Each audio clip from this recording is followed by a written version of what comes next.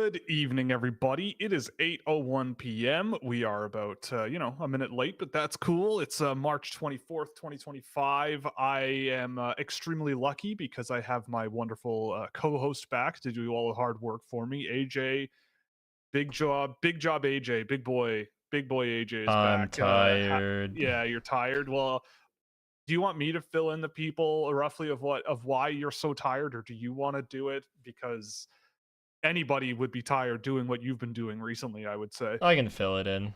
It'll be more Yeah, funny to hear me in a depressed voice as that's opposed true. to Yeah. my standard voice where I'm up here. AJ might be a bit of an Eeyore tonight, but that's okay. Yes, We might I'm a need bit of that. an ass, unfortunately. I'll try to be the piglet of The the group, I guess, energy. if we're doing the Winnie the Pooh. Yeah. So Anyway, I had to work overnights last week. I worked from 11 p.m. to 7 a.m. and it was brutal.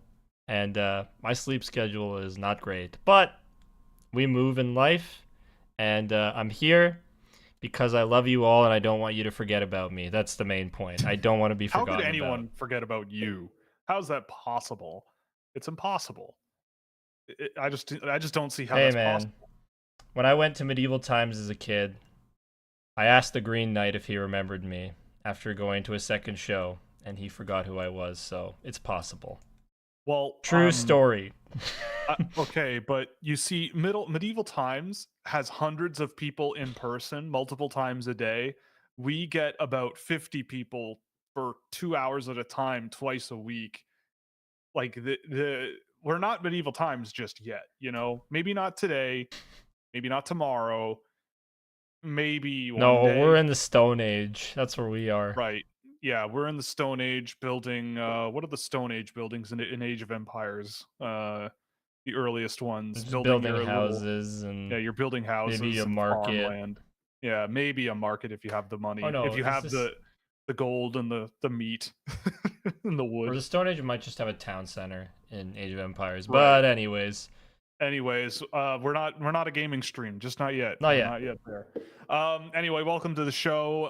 AJ, welcome back, of course. It's Thank lovely to you. have you back. And it'll be just me again on Thursday afternoon. So Yep. if you liked that format, watch this obviously, but we'll see you then, and we'll have some me time. I should But be back to normal after the end of this month because my full-time training is done and then they put me to part-time. So, nice. and I have Mondays and Thursdays off. So I should be able to do these streams. Alrighty. All right, we got some stuff to get through today. It's going to be a good time. The first thing I wanted to talk about, we've been covering it for months. The World Junior Under 18 Championships, another level complete. Spain has won Division 2B. Eduardo Gonzalez of the French fourth division with an excellent tournament this year, helping the Spanish get themselves into Division 2A next year, which will contain four of China, Great Britain, the Netherlands, Croatia, Italy, and Romania. So, we've seen Forza Great Britain, Azzurri. we've seen Italy and Great Britain at the World Championships of Hockey, period. And now we're seeing the Spanish of all teams and their junior team going up against countries that have been to the World Championships in the past. So that's going to be a hoot. I did watch a little bit of that tournament, but wasn't a whole lot there for me to really write home about. But fun times, and next year we'll see how it goes. Bulgaria relegated from that one. But anyway, that's enough of that. We love Spanish hockey around here. But the other crazy thing that I wanted to go over Mm-hmm. was the Ottawa GGs, Canadian U Sports hockey, some of the more underrated hockey in this country. If you're unaware, U Sports is our university hockey, kind of NCAA level. It's not And really close to it's NCAA not it's level. not close to NCAA level, but it's the same concept. You go to post-secondary education, you play hockey. These are the championships. It's And this like, year's, yes. if I may, to make a comparison, the drop off is like the NFL to the CFL. Yeah, I guess, it's I mean, there are some good players that go to There are. to college and or university in Canada and play. Like But this year was particularly crazy. If anyone's unfamiliar, they just finished up over the weekend. I had the pleasure of popping in and out on this final little tournament they had, which was hosted in Ottawa, and the home team, the 5th-ranked team in the country, the team that was ranked 8th at the beginning of February, won the whole damn thing. And the amazing thing for anyone who's not aware, the University of New Brunswick, the University of New Brunswick, of all teams in the country, are the elite of the elite. They were undefeated last year and won the national championships. They have lost 9 games since the pandemic. Out of 114 games, they have lost 9 of them. And they lost against the University of Ottawa GGs as the GGs worked their way to the final and won the national championship. Also, Toronto Metropolitan University, formerly known as Ryerson University here in Toronto, defeated Mount Royal in a quarterfinal 5-4 in the longest U Sports men's hockey game in history. It went to 5 overtimes. And that was a marathon. All of those games were streamed on CBC Sports. You can go on YouTube and check them out if you want. But those quarterfinal games were insane. And the final of Concordia versus Ottawa, also 3-2. Crazy finish to the whole tournament. Absolutely wild. And the University of Saskatchewan pulls out a bronze medal win as well. But yeah, huge. I agree, Evan. The crowd was unbelievable. TD Place it rocks in there. And so yeah, UNB, University of New Brunswick, they lost 2 games this year, and the third game they lost was a quarterfinal game to the University of Ottawa. For the record, Ottawa went 19-9 this season. For anyone who knows what ELO is like a ranking tool that a lot of systems use to rank teams and stuff. I imagine they do. I think they use it in chess as well. Yes, ELO. Yeah. Right. Yeah. So they use ELO. The University of Ottawa or Ottawa University was 1686 this season going into the tournament. UNB was in first, almost 200 points ahead of the second place team with 1947. So for that to be that big of an upset for a team that went all the way on home ice to the final, won the whole thing, crazy story in Canadian university hockey, which we'll see where things go with that the next few years. But some good CHL players were on that UNB team, and they are pretty stacked, and unfortunately couldn't get the job done this year. But I do also want to do a quick little thing. Just because AJ is back, and this came in the mail over the weekend, and I think it is incredible. Buy me something? No, I bought myself something, but I want to show it. Now I'm less excited. I'm like the kid. I'm like the friend when you're a child who lives up the road and invites you over to play. I already know where this is going. You watch me play with my toys, and that's how it goes. But check this out. Check this out. So I was the only person who bid on this item at all, honestly. And I'm honestly kind of surprised that I bid on it, and I was like, if I win it, great. I didn't spend a ton of money on it. I'll survive. And if I lose it, I lose it. But I didn't want to lose it. So if you're unaware, one of the best things the Canadian Hockey League does here up in Canada is a fan design jersey competition. And the best designs get worn for a game, I believe, or at least one game of the teams for those jerseys. And of all of those teams, the Brampton Steelheads were one of those teams that had a fan design a jersey. Let's go. And I got one. Check this out. Look at this. That's cool. Go Steelheads. I mean, the logo is unbelievable. And the other thing too, this is for any Vancouver Canucks fans, this is a Vilmer Alriksson jersey, and he signed it. So your boy has Vilmer Alriksson's autograph on a jersey that I think only got worn once. And I think it's his personal jersey because he's 6'8", I think, and this is a size 56. And I haven't put this on yet, but I will. Look at this thing.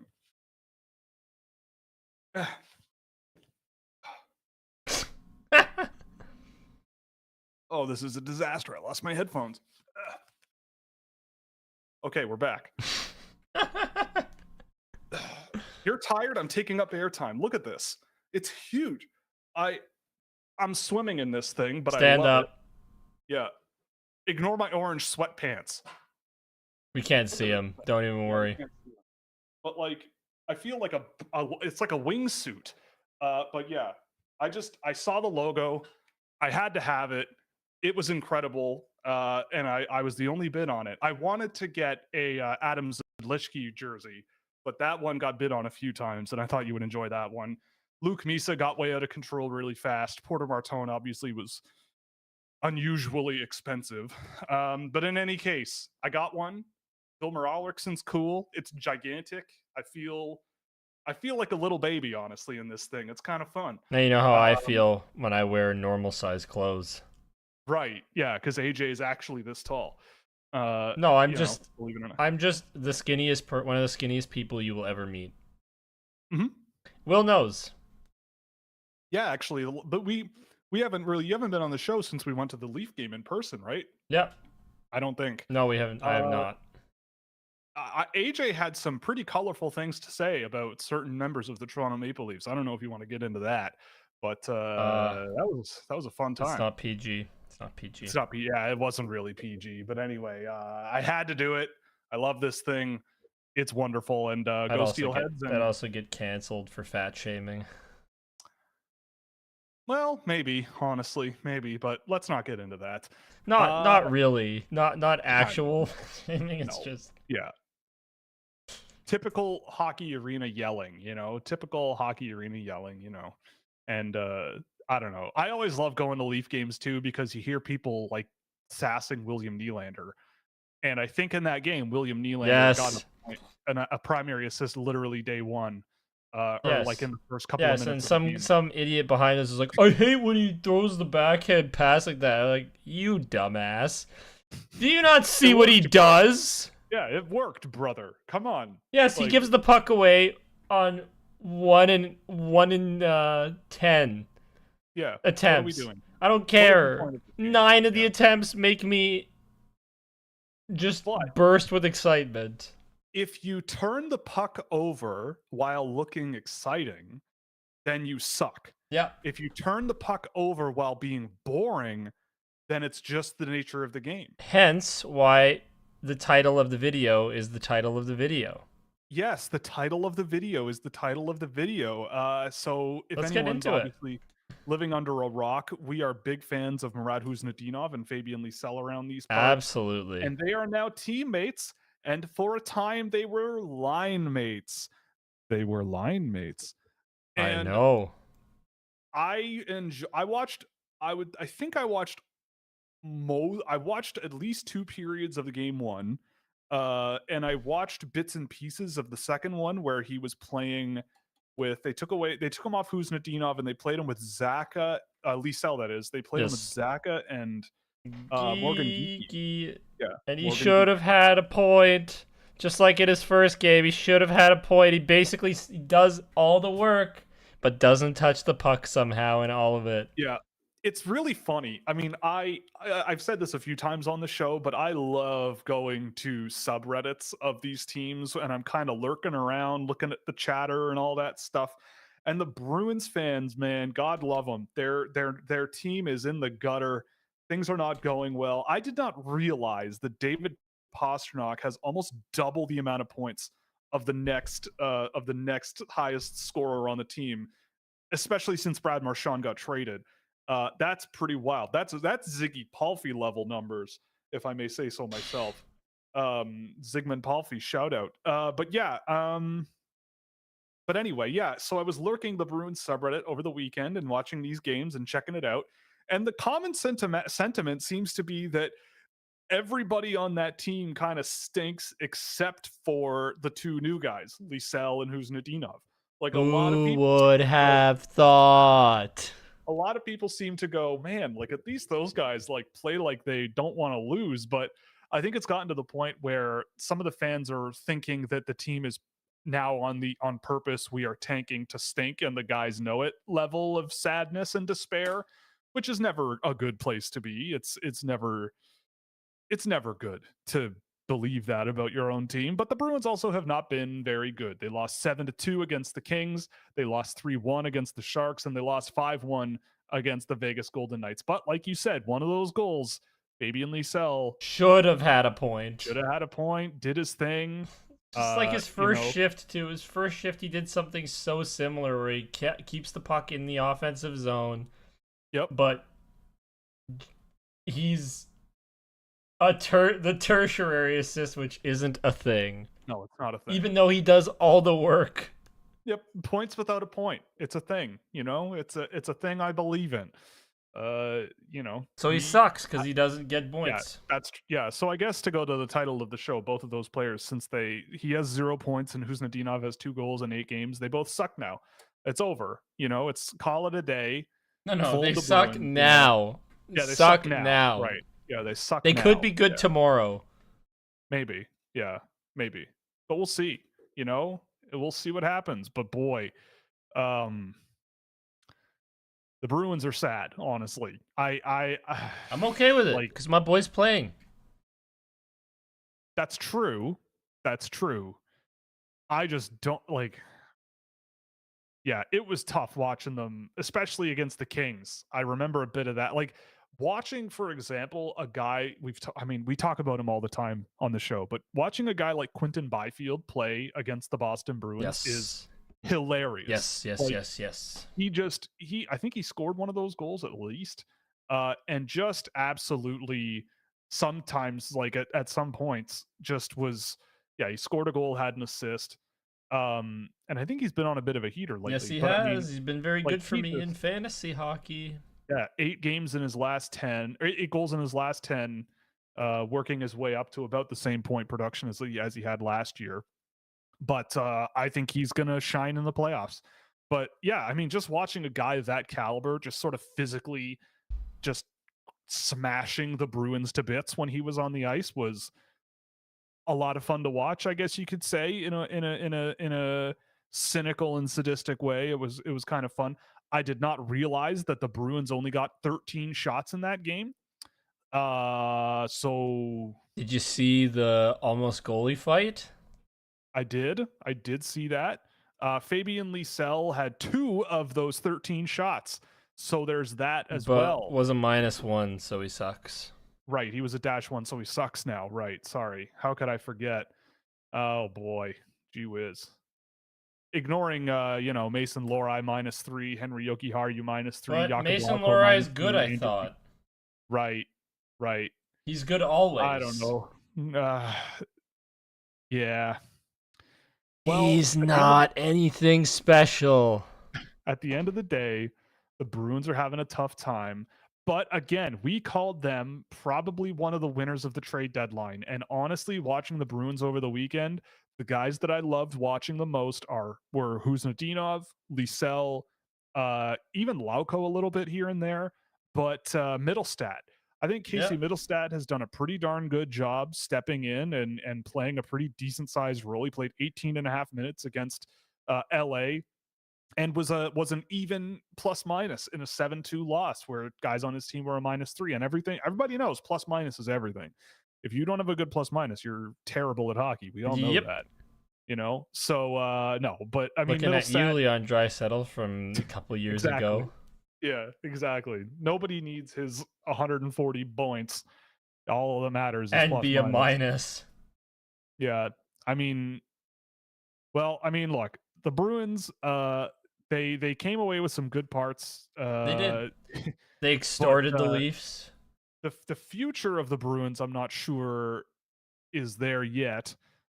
Jeremy Swayman in net has not had a very good year at all. He's been not so good. No, but he's Jeremy Swayman. He's been awesome otherwise, and I get the feeling that he's going to be just fine. It's more about, can they add a piece that is going to be like the thing that really, when this team fell apart when Bergeron left, and he's a big hole to fill because that's a #1 franchise center who was the guy for years and years and years and years. Yeah. And that's probably the hardest position to replace, if not right up there, Well, he's exactly why guys like him are. I mean, obviously, he's self-evidently why guys like him are so important, right? Like Patrice Bergeron very rarely was among the like league leaders in scoring, right? Like you never really watched him and went, yeah, this guy is like, you know, Connor McDavid or Patrice Bergeron, like, but you Yes, watched Patrice Patrice Bergeron's not like Patrice Bergeron. Yeah, exactly. But you watch like I love guys like Patrice Bergeron, and that's what because he was exactly the type of player that I think you and I would love. Where it's Yes. like overall, yeah, he might not score 2 points every game, but he's gonna win shifts. Like every shift he's out Hmm. there, he's gonna tilt the game in the right direction, right? No matter what. And so finding guys like that who can do that for 20 plus minutes a night is really, really hard. And when you lose one, it's really hard to replace them. Like there aren't very many Patrice Bergerons out there, and what they have now, I don't think is quite that. So we'll see how Nope, that it is goes. not. But yeah, watching our boys though, Fabian Lysell, Marat Khusnutdinov, any specifics, or is it just that they're sick? Because They're the best, and the title is misleading. yeah, they are. And I mean, I don't know. I've been definitely impressed with Khusnutdinov. Like I know he hasn't Hmm? had a whole lot of offense to him, and the shot totals haven't been super amazing, but again, like he's a guy where you just sort of sit back and watch him play. He goes out there and every shift is just, driving things in the right direction so much of the time. Um and just a guy where like you can see why he was the captain of a KHL team and the captain of his junior team in Russia, and the captain of the national team at one point before everything went to crap. Uh, and so yeah, like the offense hasn't been there for him in Boston just yet. But I mean, his most common line mates, Jakob Lauko and Elias Lindholm. So maybe there should be some level of offense coming from that. But at the end of the day, like his defensive numbers are really, really, really, really good. And I'm really hoping that he can sort of turn things around and be a bit more of an offensive output guy because I've really enjoyed watching him with Boston, and he's been getting some decent ice time, especially mostly even strength minutes. He's been on the power play a little bit here and there, but not. I wouldn't really categorize him as a big impact power play guy anyway. Maybe, but yeah, I don't know. I really think that over time you're going to get more out of him because I don't know. I wasn't seeing much out of the Bruins where I'm going, yeah, I'd rather have this guy on the ice than Khusnutdinov. Hmm. There wasn't a whole lot of that, but time will tell. I don't know. But So the boys. I had so for those who don't know, I now work on the Rod Peterson show a little bit. So that's a daytime hockey show on YouTube and Game Plus Canada and Game Plus US. And like I just take the commercial breaks. That's what I'm there to do. But I heard a comment that made me, because they also take in chat questions, that reminded me of some of the crux stuff that we talk about on our show. But it's in all the wrong ways. Somebody commented in today about how they were beginning to lose faith in the Iser plan. And Okay. it's because there's too much Swedish on the team and not enough good Canadian boys Well, that are yeah, tough too much and Saskatchewan, physical. not enough Saskatchewan. Too Not much too much Stockholm. It's too much Stockholm, not Too much enough Stockholm, not enough Saskatchewan. Saskatchewan. That's all Yeah. I could think of, right? But it made me lose my mind because the reason that team is ass at times is because of all this BS toughness they bring in the first place. So it was so happens a maddening. lot. It was so Yeah. maddening to hear like, yeah, we have too much Swedish guys. Yeah, you mean maybe your best player, Lucas Raymond? Yeah, you don't want I'll take that. him. You don't If want you don't that. want him, I'll You don't take want the him. guys Simon that have come Edmondson? in from Sweden. I know Yeah, you don't want Moritzaider is Simon German, Edmondson, but I'll do he it. came in through Yeah. the SHL. It's like, what? It just made me laugh, and I wanted to Yeah. share it because it's a very different demographic.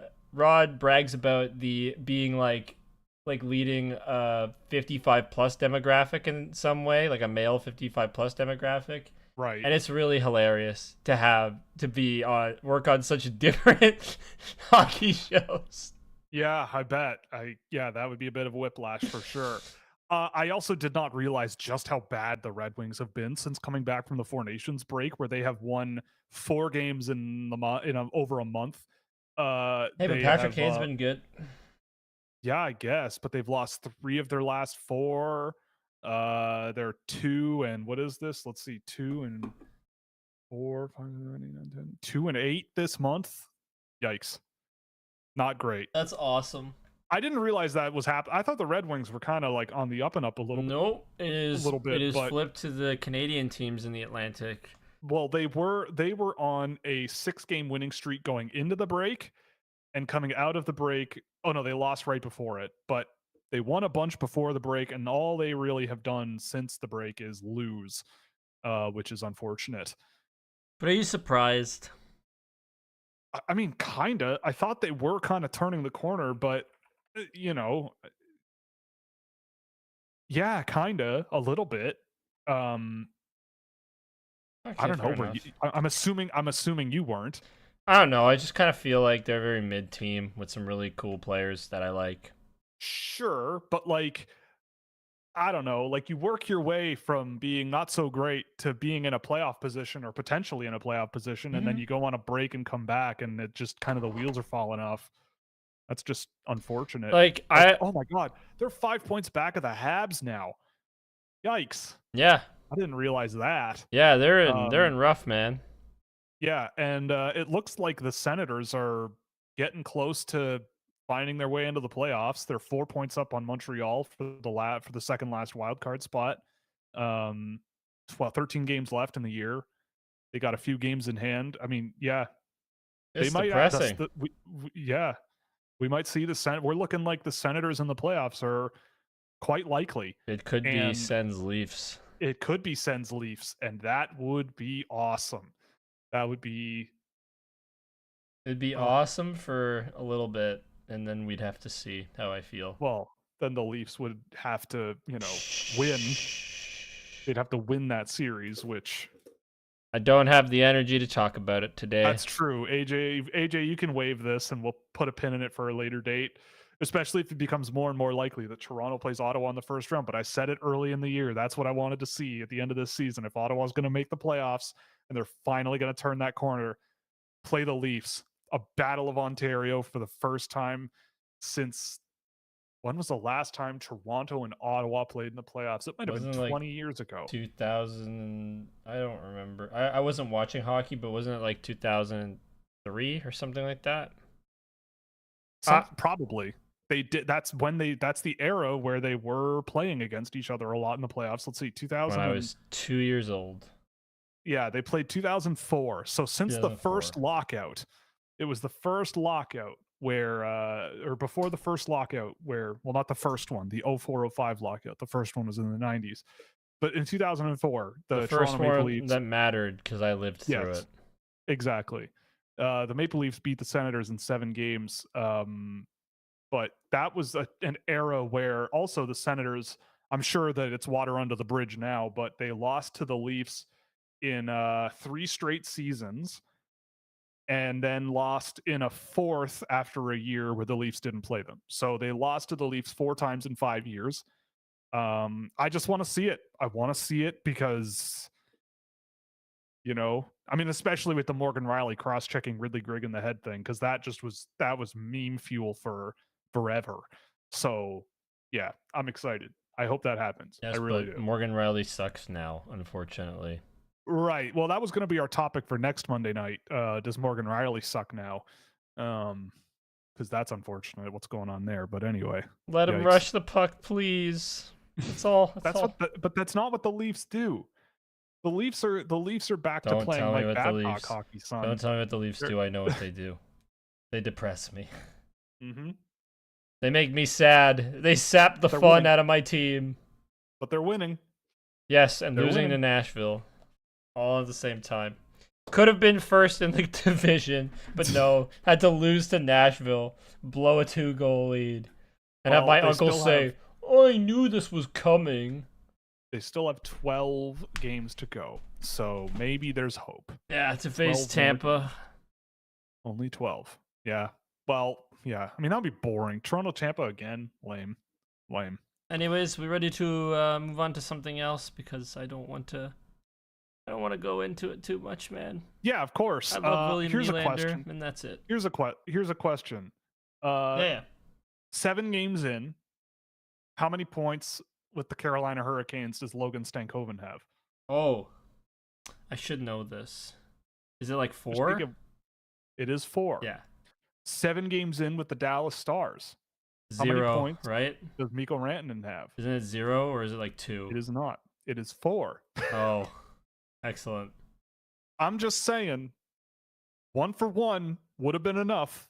I think we can say it definitively now. Shut the front door. Get out of here, brother. For Stankoven, 1 for 1. I mean, look, proof of the pudding's in the eating. You know, maybe You've literally licked the wrapper of the top of the pudding container. That's what it is. You know, like the Jell-O puddings? Yes. You've pulled off the plastic thing or whatever it is on top, or the foil thing on top, and you've licked it. That's the pudding you've eaten so far, based on this trade. But that is how you know for a fact whether it's chocolate or vanilla pudding. Or dulce de leche, as I found. Or dulce de leche. Yeah, exactly. Like that's just how you know. What are you going to do? Jam a spoon into your pudding and just eat a big glob of it and hope that it's chocolate? Or are you it also gonna, like, says it on the package. What if you're blind? I don't know. Well, then how are you finding a spoon to do this in the first place? Maybe you have one on a keychain attached to your pocket? Yeah, okay, then how do you find the Jell-O container, huh? Do you also have that attached on your keychain too? Sonar? Like a dolphin? You make clicking noises and you recognize the sound of reflections off of a Jell-O pudding container? Boy. I don't know. I don't know. I'm not blind, I don't think. I just wear glasses. Sure. Yeah, I just wear glasses and I have for 20 years now. But nerd. Yeah, nerd. I only wore glasses for a year to correct some eye thing. I don't even remember. I was in kindergarten. I still remember the day I realized I needed glasses, and I was in Latin class, and I was sitting in the front row. You took Latin class? Yeah, I took Latin in grade 10 or 11, something like that. It was actually really good. That class was really cool. Ecce in horto puello romana est. That's what I remember. That was the opening line of the textbook. Something like that. Something along those lines. I also remember that quam was because that was fun, because the fact that quam is a word always got me. But yeah, I was looking at the board and I couldn't read it. And then the person sitting next to me in the front row was noticing that I was squinting for half the class. And they're like, you realize that you shouldn't be sitting in the front row of a classroom and squinting to see the board, right? Like, no one else is doing that. So maybe you're right. My stupid 15-year-old brain went home and told my parents. I was like, I think I need glasses. They're like, oh, we told you playing Nintendo so close to the television was going to make your eyesight stinky. That's not what it... I can promise you that's not why your eyesight's stinky. I played a lot of Nintendo. So did I. I had glasses before I played Nintendo. Then I started playing Nintendo and the glasses went away. Were you one of those little children with glasses that were like on an elastic band around their head? No. I had like this green pair of glasses because I was obsessed with the color green as a child. Oh, right. You know, when you're semi on the spectrum, you're obsessed with things. It's true. Yeah. I level with that completely and entirely. I was obsessed with being first in line at every bus stop I was at as a child. It was horrendous for anybody to deal with. Well, that carried into your adulthood. Yes, I believe, but only in being first in competitions, yes. Or first off the subway. That is true. That is true. Well, yeah, those two things. Competition and getting off the subway. Those two things are where AJ shines in terms of being the first. I do tend to be first on the bus because I know where it's going to stop. So I can get on. Cut the line. Cut the line. But anyway, yes. So basically, Logan Stankoven is the same as Mikko Rantanen, and there's nothing that can change my mind. Yeah, that's how we came to this conclusion. That's it. Easy. That's it. I don't even remember what the original topic of conversation was outside of that. But in any case, I mean, honestly, there isn't all that much else to really go over these days. For me, it's going through as many players as I can before my goal is first week of April to have an updated ranking list, and then I have to do some work with puck preps for the 16U Nationals, which is going to be a lot of fun in the States. But yeah, I mean, almost every league is pretty much in playoff mode now. The OHL, as someone mentioned in the comments, is going into playoff mode, mostly because of the Brampton Steelheads jersey. And this is what I love about the CHL. Teams go all in, capital letters, all in. And the first round of the playoffs, we're going to have Oshawa Brampton. So in your mind, think of how loaded those two teams are and how much they loaded up with guys. One of them, it's going to end in the first round. That's it. It's going to be it, right? Let's go, Brampton, Which baby. Support the always blows local my mind. team. Yeah, you know what? Go Steelheads. I bought the jersey for a reason. Vilmer Alriksson, come on, let's pull it off. Because yeah, I did not realize the Kingston Frontenacs were third seed in the league, in the Eastern Conference. I did not have that on my calendar, nor the Hell Barrie yeah. Colts at 2.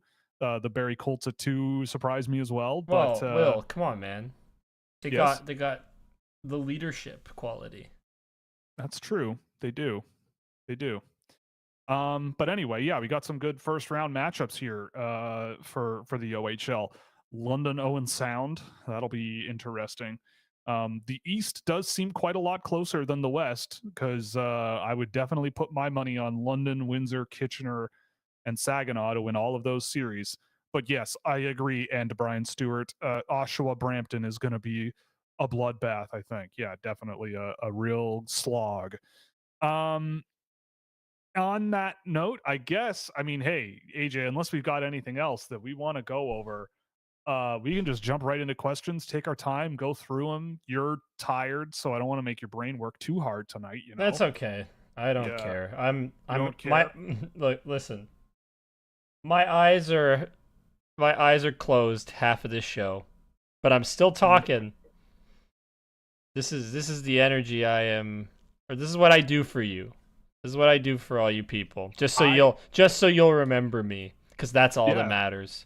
I mean, yeah, AJ is desperate to be in your minds. He's desperate. It's what he lives Absolutely. for. There's nothing else to him. I love being thought about. I don't. But I only really in good ways. Only in good ways. Right, of course. No bad thoughts allowed. No bad thoughts allowed. Yeah. Yeah. Spoken like a true member of modern society. All right. Well, on that note, then I guess, yeah, we can get right into questions. We can Sure. start answering your draft stuff, because it's getting into draft season. Oh, I remember where I was. We're gonna have a ranking out early April. That's gonna be a thing we're working on. So I've just been cramming as many players as I can before the end of the month. And then we'll get to the write-up. We're going to do, I think, 2 rounds of players who get individual write-ups. So subscribers will get access to that very quickly. So if you want to get early access to that, check it out there. All right. So we'll start off, because we got a super chat. Thank you very much. Oh, thank you. To the unwashed mime in the chat. Cool name. Trying to figure that one out in my head, but that's okay. I've got picks 1 and 3 in a dynasty league. It's points and bangers. I don't know what bangers are. Bangers is like hits, blocks. Oh, okay. So multiple categories, not just points. Yeah. From a fantasy perspective, who do I take at 1? Schaefer, Misa, Hagens. I mean, I don't think any of them are going to give you huge banger points. Especially Misa. I think Hagens has gotten better at it over the course of the season, but I wouldn't categorize that as his style of play. I mean, Matthew Schaefer is going to... It's really hard with Schaefer, honestly, because he has played so little this season that I honestly still just don't have a very good grasp on exactly what I think of him and like what he could be. Mm-hmm. But he doesn't strike me as this guy who's going to go out and score 90 points as a defenseman. Like, I don't think that's the case. For me, out of all of those guys, I might go Misa, especially if that league, for whatever reason, tracks faceoff wins or something. I could see that being definitely an asset to have. If I'm not But I mistaken, think I at the think shots also fall into the category of bangers right.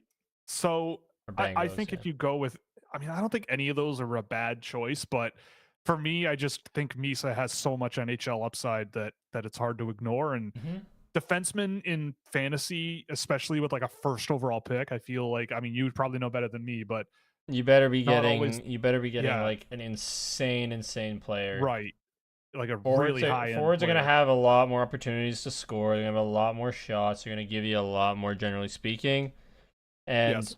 not that I've seen a ton of Matthew Schaefer, but the way you've described him to me and watching some of the like the game tape and hearing him, Yep. like this is not a guy who's very hit heavy by any means.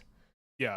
He's not, and not that I've seen a lot of him play defense all that much, but I don't imagine he is a guy that blocks a lot of shots. And I know that's hard to track because they don't do it in Right. the OHL, or at least I don't think they do. I don't think so. No, I think you're right. But I feel like Misa's the safest choice. Yeah, I just don't. I just think it's pretty clear to see that he's not going to give you a whole lot of those banger categories. But I still think it will be very, very valuable to It's have him. also difficult. Like I think we can also revisit this question when we know where these guys are being drafted, like what teams they're being drafted to, because that also Also plays a true. point Yeah, it does. or a part Yeah, in it. So much yeah, of fantasy hockey is deployment based, and you need to have guys who get minutes. yep, So exactly. if there's a clearer path to minutes, that might be the best option. Yeah, yeah, But Misa is where we lean. yes. So hope that helps. Thank you for the donation. That's very kind of you. And yeah, hopefully that helps. Yep. It's a tough year. I'll And say you in can general, it's a tough and season. you can come back. Uh, You can donate again if you want, but you don't have yeah, to. yeah. And Buy us a million We'll copies. Yeah, revisit it. yeah. Okay. Do you think that Carter Bear's injury will hurt his draft stock and will it change his rank on your board? So, for those who are unaware, Carter Bear severed his Achilles tendon and he's out for the rest of the season, which sucks. Um, and that is a difficult injury to come back from. I, what I'll say is, I mean, again, my knowledge might be a little bit out of date considering the last time I was involved in the sports injuries world, but I think, if I'm recalling correctly, it's almost more preferable to have a complete tear of an Achilles because then it can be repaired by surgery very easy, like much more easily. And it's much more straightforward of just like, oh, the whole thing just snapped. So we just sew it back together and rehab from there. Whereas a partial tear is a little bit more complicated because you don't want it to fully tear. So there's something there that's a little bit weird. I don't know exactly what happened to Carter Bear in terms of like the volume of injury we're talking about here. But I mean, an Achilles injury is a very serious thing to consider. So I would not be surprised if it did cause some issues in terms of where he gets drafted. Especially because I think his back half was a little bit quieter than his first half. Um, and I mean, I've watched him a bunch this year, and I still think there's a really good all around sort of NHL winger there who just projects really well as a physical, high energy guy who I think brings a lot of desirable traits to an NHL lineup. But yeah, I mean, for me, does it knock him down a ton? No, I don't think in this draft class it really does, because I think things open up so quickly that he very quickly becomes one of the more intriguing and just projectable talents to like if he's there at 20 for whatever reason because teams are spooked, I think at that point it's worth the risk based on what you've seen. And obviously, in my world of I have spies on the ground, then you go and try to get as good and an accurate as an image of what's going on as you can, from doctors and whatever to make sure that you're making a good investment in the player. So I have hope. I it's never out of the loop. I mean, kids heal like freaks a lot of the time, so hopefully he can come back from it. It's not impossible, but it is a pretty serious injury. It's not a broken clavicle. It's not a broken arm, right? Like your Achilles tendon is under a lot of stress all of the time, and it's not good to to rip that thing up. I'll tell you that. I've never done it myself, but generally it's not the most pleasant thing in the world. But I don't think it's a death sentence for a player. So I think there's a balancing act, right? Um, there's a balancing act, I think, to it. So, Will, I went back and actually reread that super chat question. The person also was the third overall pick. Oh, and third. So it might make sense to go Schaefer and then just take whatever center falls to you. True. But I think Misa's still the best player, so it's really just how you want to approach it. If you end up with Misa Haggins, what's the worst? It's not so bad. They're probably going to score a bunch. Or if you end up with Schaefer Haggins, right? Because you're like, okay, I'll just let one of the other one, whichever center comes back, like fall to me. Sure, you could do that too. That's true. I think no matter what combination, you can make an argument for it this year, and you'll end up with two good players. Fantasy upside is just like I said. I think you're right. Like it really depends on the team. It really depends on like if Chicago's drafting Matthew Schaefer, he's their top power play guy, probably for sure, very quickly. Or at least on their power play. Yeah, Misa's still probably going to score them. Honestly, though, I still think you go Misa because I feel he's going to score more points. Yeah, and that's kind of what matters ultimately. Mm-hmm. Okay. Have you watched much of Ryan Rubrek? If so, where would you rank him if he was a couple weeks older and eligible for this year's draft? So actually, I've seen Rubrek a few times. I've gone to Niagara a few times this year and seen him there. And I've seen him in passing during the season a lot. I like him.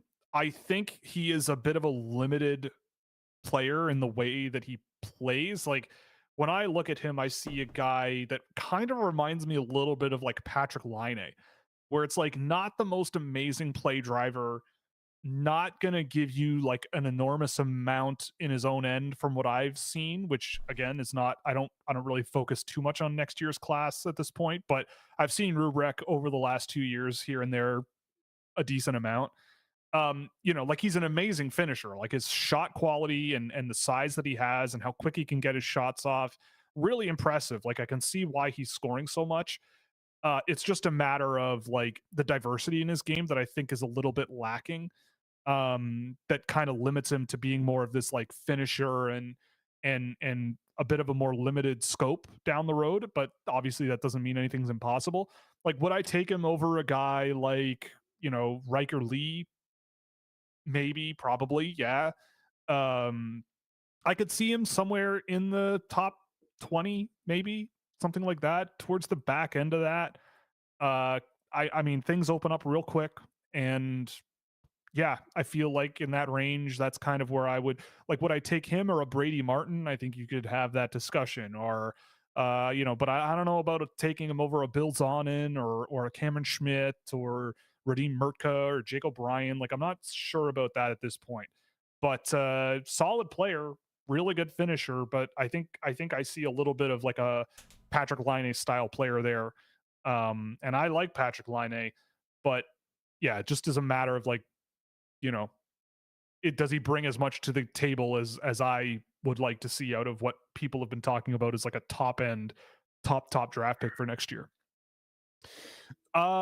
Were you able to take a look at Yanni Newman yet? Yes, I was, Jay. I actually did look at Yanni Newman. And I honestly, when I saw this question before the show, I had to go back and I put on a little bit of the game against Edmonton as well, just to jog my memory again.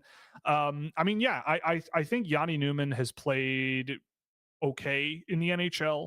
Like, I think he's a guy who I've always liked him, and I think he plays very similarly now than he did in Sweden in Finland. He's a guy who is very big. He's quite strong on his feet. He's a good puck protector, and he's a really good shooter. And he's been doing that in the NHL. He's got some good opportunities. He sprung Capo Cackle on a breakaway for an assist the other night as well, which was kind of a nice little play there. But he's again kind of a bit of a limited NHL player right now, which I mean he's very young, so not unexpected. But in terms of his job, like I could see him being a good sort of middle six pressure absorbing winger who can shoot the puck real well, go to the net. He does what is very important in the NHL quite well, which is keeping guys away from the puck, protecting it with your body, playing that sort of physically resilient style of play that, if you're not the fastest or most agile or most skilled player in the world, you can kind of get away with in the NHL if you are that sort of rock on skates who's hard to move and hard to knock off and good at putting themselves between the puck and a defender. So there's a lot I think that he brings to the table that works just fine in the NHL. So yeah, he's been solid. I wouldn't say he's like incredible and like this revelation for Seattle, but like watching him with a Capo Caco, for example, that's not too bad looking. Those guys like that. I think Seattle, yeah, they're kind of not really in playoff contention. I think there's a lot to like about where Seattle's going because they've got a lot of real good players lying around. And maybe there's a trade in the offseason where they maybe, focus their assets a little bit and maybe land a big fish of some kind. I don't know who that would be because I feel like there's a lot cooking. The chili is simmering, but it's not quite done yet. The octopus stew is boiling. Yeah, the octopus stew is boiling, but it's not, it's not there yet. But they've got a lot of pieces. They got a lot of toys there, and Newman is one of them. What do you think of Gensel as a player comp for Misa? I think there's more to Misa. I mean, Gensel's a winger, right? And I don't see Misa as a winger in the NHL at all. Unless you're talking about Luke, but I assume you're talking about Michael. Even and Mike then, Misa, Michael, just don't see it. Yeah, I don't see it. Michael Misa, to me, I think someone in the chat mentioned this last week, but someone mentioned him in reference to Joe Sakic, and I thought that was pretty apt at the time. And I had actually, I don't know if I mentioned this on the show, but I actually, by coincidence, this is what I do, and I'm not lying. I was up one night watching bits and pieces of the 2002 gold medal game between Canada and the US in Salt Lake City at the Olympics. I can confirm this. He does stuff like this all the time. Yeah, where Joe Sakic was playing in that game and watching him, and then like 2 days later, seeing someone in the chat be like, Michael Misa, this might sound crazy, but does kind of remind me a little bit of Joe Sakic. I went back after I answered that the first time and went, I want to see that again.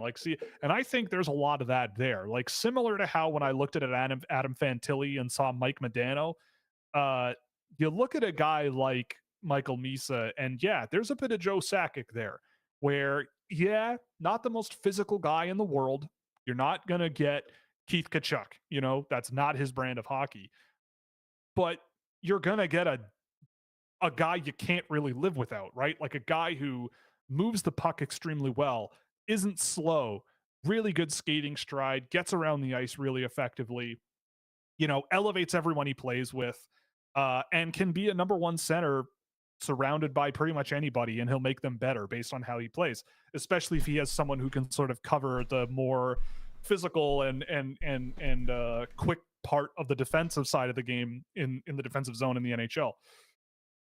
So yeah, I think that's, obviously it's high praise and like a high bar, but in terms of like style of play, I think there's a bit of that there with Misa. And he's been spectacular this season. He's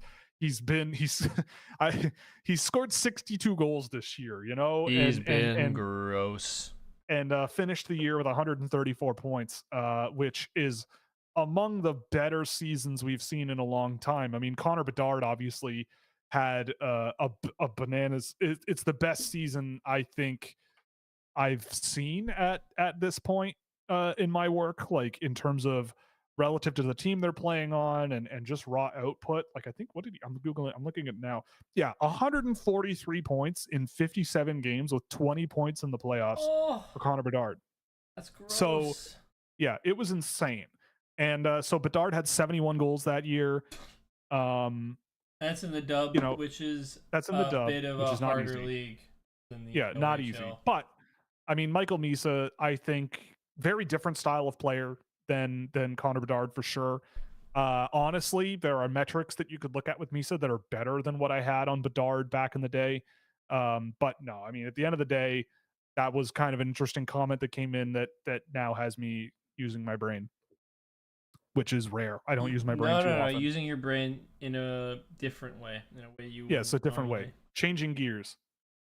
You use your brain, just not to its full capacity, unfortunately. Yeah, it's true.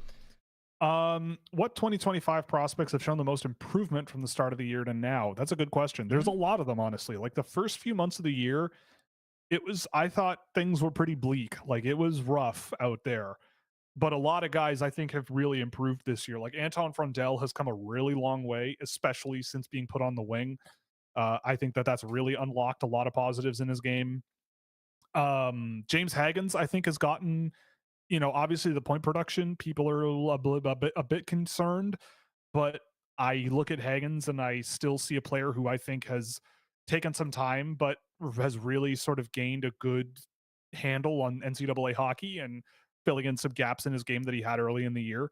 Who else would I put in there? Um, I mean, Ben Kindle kind of flipped a switch after the Top Prospects Challenge against the NTDP, and he's been bonkers since then. But I wouldn't say he's like consistently improved as the season's gone on. Jake O'Brien, I feel like his second half has been, in my viewings, a lot better than the early ones. I've liked Brady Martin a lot more in the last few games I've seen him than early in the year. That's a Mm, change of heart. that's a change of heart for sure. You gonna But I mean, apologize to Stephen Ellis? No, never. No. You're But still I gonna now tell have him he sucks now. exactly. Yeah. That's what I think of Brady Martin. Exactly. No, I'm kidding. But I do have Brady Martin right in line with the average now. So there you go. It took a little while, but I've come to terms with what he brings to the table. But I still think he'll be drafted before I would take him. Um, but anyway, who else? I mean, Jacoby's Wozniak has looked a lot better as the season's gone on. Who else? Quinn Beauchene. LJ Mooney looks way better in the last few weeks that I've checked in on him than he did when he was injured and before the injury and immediately coming back from it. I think Hell yeah. he's looked a lot more fun. I think he's still a big long shot, but still a guy who I would bet on easily. Who else? There's been a lot of them though. Like that's kind of the big takeaway is this season it started off a little bit sketchy and questionable, and month after month after month, it's slowly become a little bit more gooder. It's been a little bit more gooder. You just love slipping in that nonsensical word. Yes, of course. Of course I do. Gives you a gooder feeling than you would normally have. Yeah, I agree. Alex Chernik and Jet Luchenko going to the AHL is a fun development. That is a fun development. Cool. Yeah, the Guelph Storm finished it dead last in their conference. They were one of the more entertaining teams this year for me to watch, I would say. But yeah, the Guelph Storm are done, and that means guys like Lev Katzen, no more hockey for him. But Alex Chernik and Jet Luchenko going to the AHL is good. Yeah, I mean, I love Chernik a lot. The Lehigh Valley Phantoms now, they'll have some of my guys who I've really liked on that team, Luchenko and Chernik, but Gendron's been good there. He's scored a bunch of goals for them this season. That's all I remember. Let's see here. But yeah, I mean, some fun players coming down the pipe for the Philadelphia Flyers, hopefully. I imagine the London Knights are going to go on a deep run, but Denver Barkey is on its way. Alexis Gendron, second most goals scored on the team this year. Not bad for a 20-year-old, 21-year-old kid with 18 goals this season. Second most on the team. So good for him. Let's see. Yeah, 21. Just turned 21 in December. Good for him. But yeah, I like Chernik a lot. He was a late first round pick for me. So yeah, and Luchenko, yeah, I'm a fan. Jeremy, what's going on? I'm assuming Quebecois friend. Very merry election season to you. if you're in Quebec. I mean, hopefully, fingers crossed. It would be very strange if you weren't, Mhm. but or in like the States or something. But anyway, Okay, election season's bonsoir. almost upon us federally as well. It is upon us. We're in it now. So get ready for that. But anyway, Jeremy's asking when we're doing a GeoGuessr stream, maybe Thursday when AJ's not here and it's kids table time. And I like we got, GeoGuessr. dude, I watched the GeoGuessr World Finals that happened last night. Just just while I was making dinner, I threw it on, and while we were eating, we were like on the edge of our seats watching this thing. These guys, man, these people are nuts to say the least. But also, it's a great esport. Like I would, if I had the money, which I don't yet, not yet, but if I had the GeoGuessr money, team. I would sponsor the league very quickly. It was so cool. And it is a really great format of, and it's such a simple idea that I think anyone can grasp exactly how it works so quick, right? And I thought it was so cool. It was, and it got more and more intense as time went on. Like the damage done based on how far off you were or how much closer your opponent was got way more powerful as the match went on. uh they did multiple different versions. So one of them was straight GeoGuessr, plops you somewhere, you move around the map, you can zoom, you can look around, and then you place your pin. The next round was you can't move around the you can move around the camera, but you can't move down the roads. And then the last round was no movement at all. It was just a static image, and they had to pick where they were on the map. It was nuts. Um, so highly recommend checking that out. But I would love to do a GeoGuessr themed show because I love GeoGuessr. It's a lot of fun. And honestly, I just paid for another yearly subscription by accident because I forgot to cancel mine from last year. So now I have it for a full year. Get some use. Get some use. Yeah, get some use out of it. And if I do it enough on the show, it's a write-off. Is it? It's a write-off for the business because I'm doing it for my professional work, right? Just open it twice every Yeah. stream. I could literally call myself a professional GeoGuessr player because I am a professional. I can call myself whatever I want. It doesn't have to be true. All right, fine. You know. You do fraud the way that the people without accountants in their families do fraud. Yeah, exactly. Yeah, exactly. My family just takes care of it because we're Italian. Right. We don't commit any fraud, okay? It is just a joke. Please, yes. I don't want anybody to have any wrong ideas about it. Any misconceptions about your family? Yes, they are not mobsters. Yes, all right, I promise. But yeah, we'll boot up some GeoGuessr because it's nice and easy and it's fun and whatever. But anyway, good thought. Mm-hmm. Would you rather have the Stenberg brothers or the Eklund brothers? Very good question. Probably the Eklunds, but brothers. Yeah, probably the Eklunds, but Ivar is the best one, probably out of all of them. Ivar Stenberg is gross. Oh, okay. But I think you still go with the Eklunds. The two Eklund boys are, yeah. William will skate around like no other, and Victor will try to run over whichever Stenberg brother has the puck. So, and I don't think either Stenberg brother is really going to do much of that. So, yeah, I probably go with the Eklunds. Every podcast I heard reporting on expansion complain about watering down the talent pool. I'm not buying it. I think guys who will get a chance will rise to the competition. I agree. I think that's so silly. I mean, it's obviously if you double the size of the league, that would be problematic in like 1 year. But I mean, the NHL has expanded in my lifetime unbelievable amounts. Like I think when I was born, there were 21 teams or something like that, 22 teams.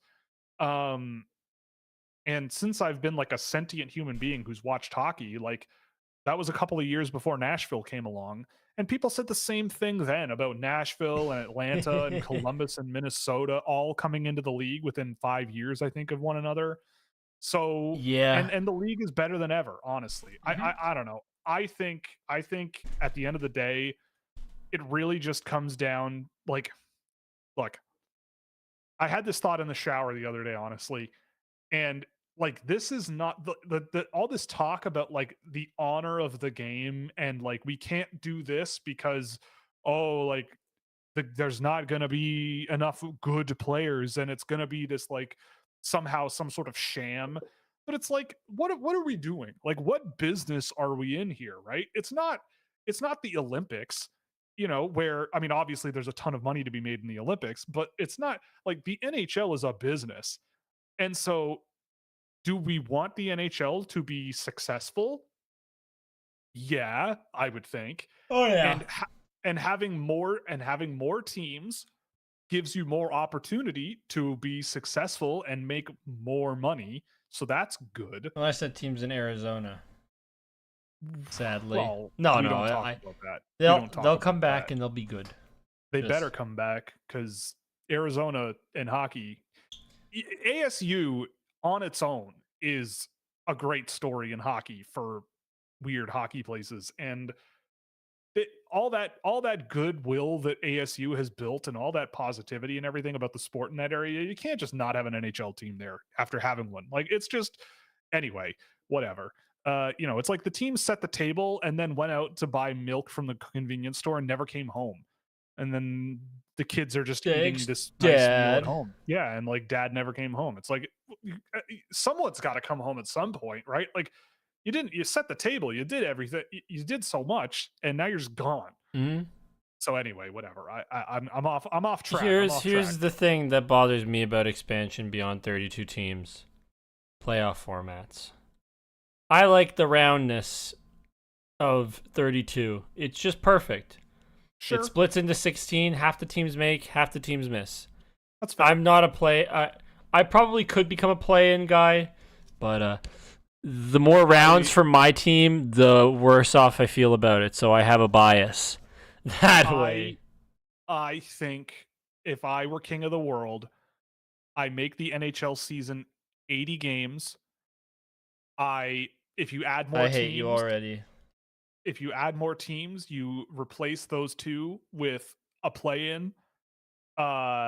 And if you're going to add more teams, you just because again, people go I think it's just that people don't like change, right? Like I think people just go, no, we can't do that because but think about I it. don't Like like change, and that's could why you I don't think want could them you the format. imagine could you 27. imagine for the last playoff game or for the last playoff spot in the Eastern Conference, the Ottawa Senators and the Montreal Canadiens play a best of 3? It would Yeah, that be sounds fun. insane. It No, would you be know what? insane. It's probably better off that it is that way. It's just my brain likes 16 make, 16 miss, and then Yeah, the even split all the way through. fair enough. Fair enough. But I don't know. I guess my whole point revolves around like the NHL is a business, Yeah. and how do you sell the business, right? Like it's not like there's no limit. It's not like there's a rule and it's like the business won't be successful if we have more than 32 teams. Like it's up to the owners to make their product marketable and sell tickets and sell merch and sell all these things. So the only thing that would prevent the NHL from being even more successful than it already is with more teams in the league is ownership that just doesn't bring in the people. Mm-hmm. Like that's it. So to me, if you want to have 40 teams in the NHL, I don't care as long as the ownership is competent enough to like have them be successful. And as long I as think none of those teams added are Canadian teams, it's got to all be yes, American all teams. Americans. Yeah. Houston, Fort Worth, you put a team in Dallas, in Fort Worth, No, no, no. Jacksonville, Kansas City. We don't Yeah, need a tons. Jacksonville team. We got 2 Florida teams already. I think Des But Moines needs a team. I now you're think just full of Bologna. Now I'm full of Bologna. Bologna. Bologna. Uh, but yeah, Yeah. I mean, I don't know. I think also I mean, I wouldn't do this, but if you add 8 more teams to the NHL, the potential for a guy like Connor McDavid to go on a run to like 160 points and like that drives attention to the sport, right? Like, yeah, if there's more talent in the league and there's a wider disparity between Connor McDavid and the worst player in the NHL, okay. So he's gonna score more. Honestly, I People don't feel like the worst player in the NHL disparity is going to change by, let's say you add two No, more I don't think teams. so either. I honestly don't think it'll change that much I either. don't think it changes Uh, at all, period. no. And also, how do you even evaluate that, right? Like, how do you do that? It It's doesn't, more about the top end guys being dispersed, not like being dispersed, like not even right. dispersed unevenly. It's just we even have this problem now where we talked about it earlier with Boston. Their number one franchise center, Patrice Bergeron, left, and look what they are now. Yeah. And it's hard to replace those players. So I think the biggest negative or the drawback is that there's more teams who could potentially take that talent, who could take that player away from you. Yeah. But that's It it. will spread, But it it's the spreads out top end elite that's the talent. problem. Yeah. Like, if you're looking for super teams, then it makes super teams bordering on impossible, right? Because It the already best player, is. it already is, right? Yeah. And in hockey, yeah. I mean, look at Toronto. They have the closest thing to a super team and they still can't win. So, I wouldn't say they're the closest. well, they have a bunch of young players all being paid 8-figure salaries and they haven't won anything. So, you know, Yeah. anyway, but the point is, I don't. If you want to expand the league, personally, I don't care. Like, I think it'll sort itself out. And anyone talking about it and complaining about the talent issues, it's like I think you're just arguing with your feelings rather than like just going. I don't know. More teams means more money, which means more. And if Salary it cap means go up. the salary cap goes up, and if it means scoring, more expensive TV contracts with more of a market to sell to, it's if the and it's on ownership then to make the teams worth investing in and worth playing for, which that there's nothing you can do to control that, right? And I think that ownership quality is a much bigger question mark when it comes to expansion than like the quality of the league, because now I would argue, in my lifetime of watching hockey, I would say the NHL probably has never been better, like in terms of the quality of the game on the ice and like It the has vibe. not. I can promise you that. It Yeah, has like never been better, period. And all you old and people who get mad at me, you're wrong. yeah, like it's great. And the social media Sorry, quality Grandpa. from the NHL has gotten better, and the way that they're selling the game. And I mean, how many people have you seen on, I mean, maybe I'm just a degenerate, but like on social media or YouTube or something, reacting to hockey for the first time or watching hockey for the first time, and they're like sucked right in. It's a sport that sells itself as long as you put it in front of people and like Mm-hmm. give themselves something to look at, right? Like it's not it's kind of right there. So anyway, it's I don't know. I don't think it really matters at the end of the day. But if you have a crappy owner, then yeah, it's an embarrassment and it's sad and it wouldn't work. But whatever. I think that's the bigger issue than thinking about expansion as like a talent dilution tool. But I mean, I see your point about the elite players being spread out more evenly, which may cause more parity, I guess, like too much parity, I suppose. But We get too many yeah, Seattle Krakens. yes, which, oh well. Do you think Jimmy Snuggerud can make an impact for the Blues this year? I mean, yeah, They're on I a think rip, though. That's the other thing right they now. are on a rip. They've won 6 Um, straight. yeah, I mean, I think Snuggerud could jump into the NHL and play like a complementary offensive role. Like he's a guy who is a really, really, really, really, really good finisher in the offensive zone, especially. And I think St. Louis has some guys on the team that can sort of drive the bus and insulate him a little bit. And I'd give him a go. I don't know. I've never been the biggest Snuggerud guy, but I at least can respect his ability to score. And I think that in the right surroundings, he could be an NHL player. But again, with anyone coming out of college, in my opinion, it's not worth rushing pretty much anybody, unless you're like absolutely positive, right? Like I don't know. I like look at Chicago with Frank Nazar, right? Like they sent him to the AHL. He took some time to get his legs going, but now he's worked his way up to the NHL and he's been pretty good.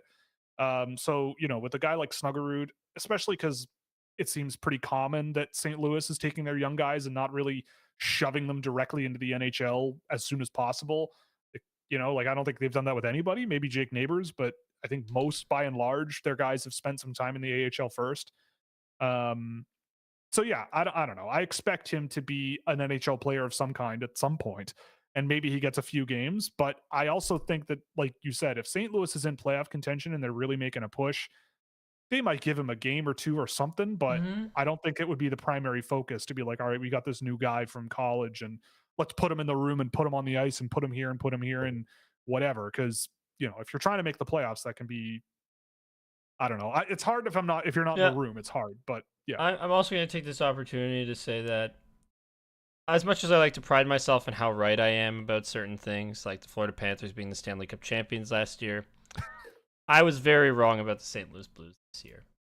So I'm going to take a moment to eat my crap in this, just because I like being honest. And if I put something out into the world and say that they might be the worst team in the Central, and then there are two way clearer worse teams, I think I'm allowed to call myself out, and you guys are allowed to call me out on it.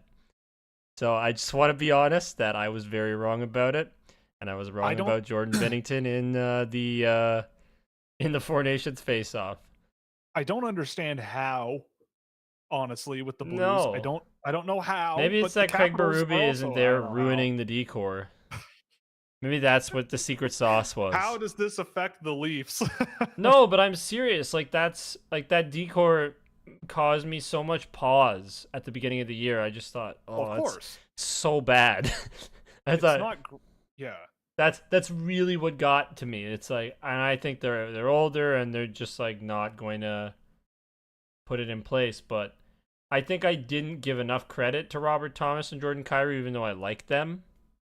those guys are great They players. are They great are great. players. They are Yeah, those excellent. are great players. Yeah, So I think I should have leaned in a little more on that side of things.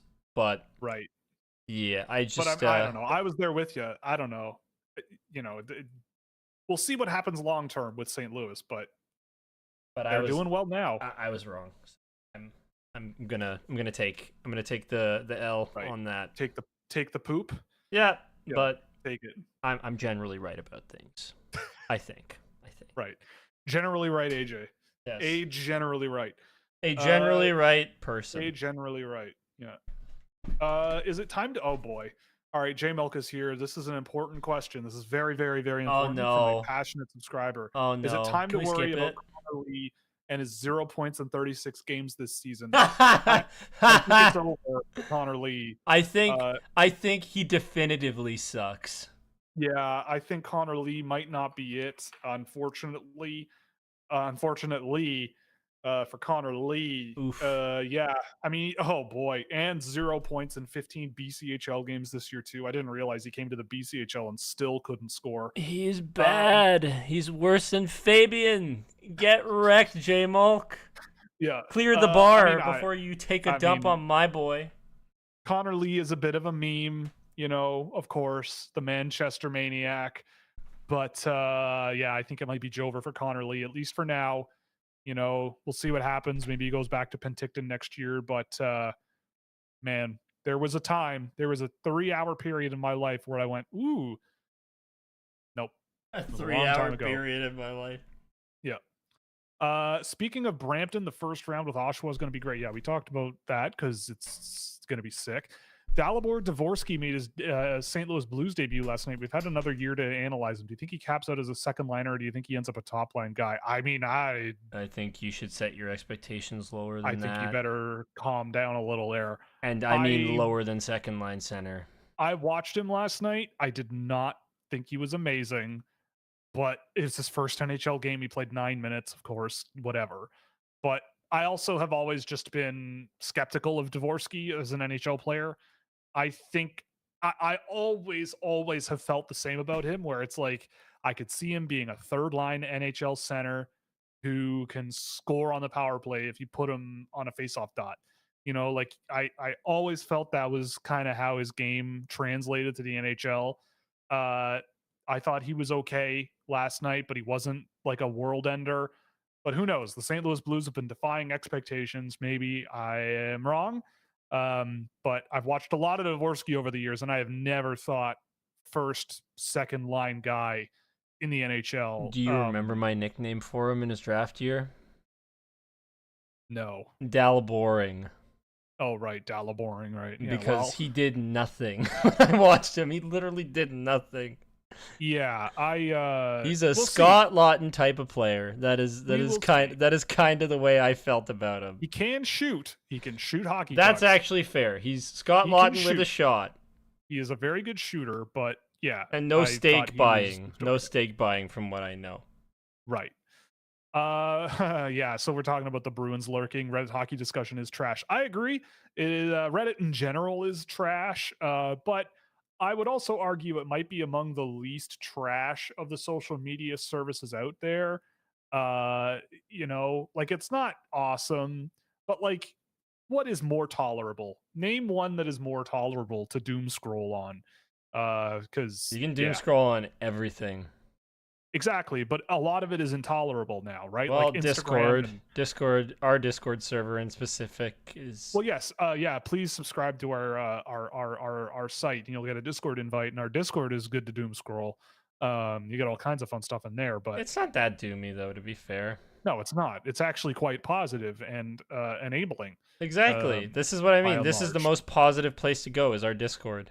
It is You in want the it? whole internet. In Yeah. the whole internet, it is the best place to be. It's one of them. It's one of them. The whole internet. Because Even it the dark because web. well, of course, even the dark web. I think Yeah. I think that's self-explanatory. Maybe not. What do you mean? Maybe it's not. something that needs to be said. But on the entire internet, all the tubes of the internet, it's the best All one. the tubes. Of all the tubes in the internet, it's the best one. So get in there. Join us. We will talk to you. I promise. I swear to God, we'll talk to you. I do. I just haven't recently do. because job. I know. Yeah, because job. I'm in there all the time. Oh, I know you are. I have life a dedicated monitor right below my this monitor dedicated for that specific use. Do you have that's how good it is. Do you have a dedicated monitor to all of my messages I send you, like when we're in conversation doing episodes? Because you probably could. Probably. But I mean, I have it just sitting open to nothing. I don't look at it really. Yeah, that's why you're like, oh, Age is just messaging me. Okay, I'll leave this open so I don't get all these notifications. And then you miss stuff that I write because I send you like 9 messages. Yes. You're the only person I send 9 messages to as well. Well, that makes sense because we work together, right? So yeah. Checks out. Does James Haggins concern anyone else? He was moving mountains at the start of the year, but he's petered out as the year has gone on. I would say the opposite. I thought he was pretty underwhelming at the beginning of the year.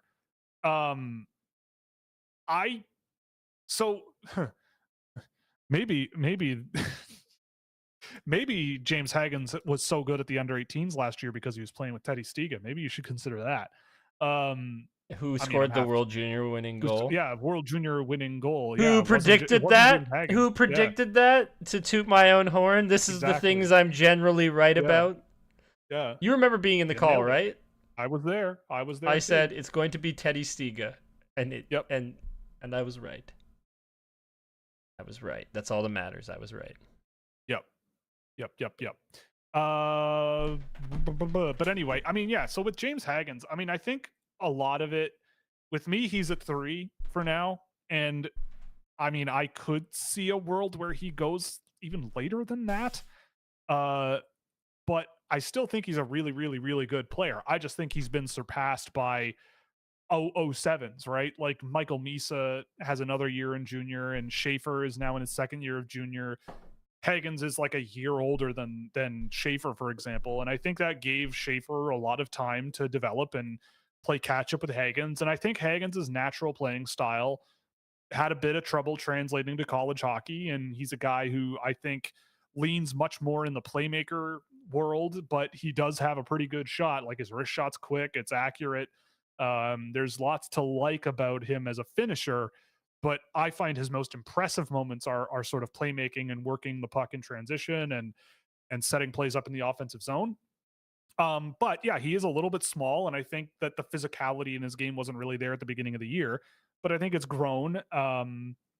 But I do think that he does have a little bit of limitations in his game that separates him from guys like Misa and Schaefer. But I think like the freakouts number one, people like losing their mind a little bit. Number one, you know, again, you gotta keep things in perspective and be reasonable with players, right? Like a point a game freshman in college hockey with the number one ranked school in the country is not a small achievement. That is really good and quite unusual. Like, not every guy is going to be Jack Eichel or even, well, Logan Cooley wasn't even in university in his draft eligible year.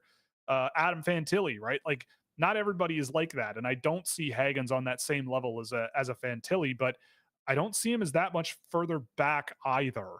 Would I take Victor Eklund over him?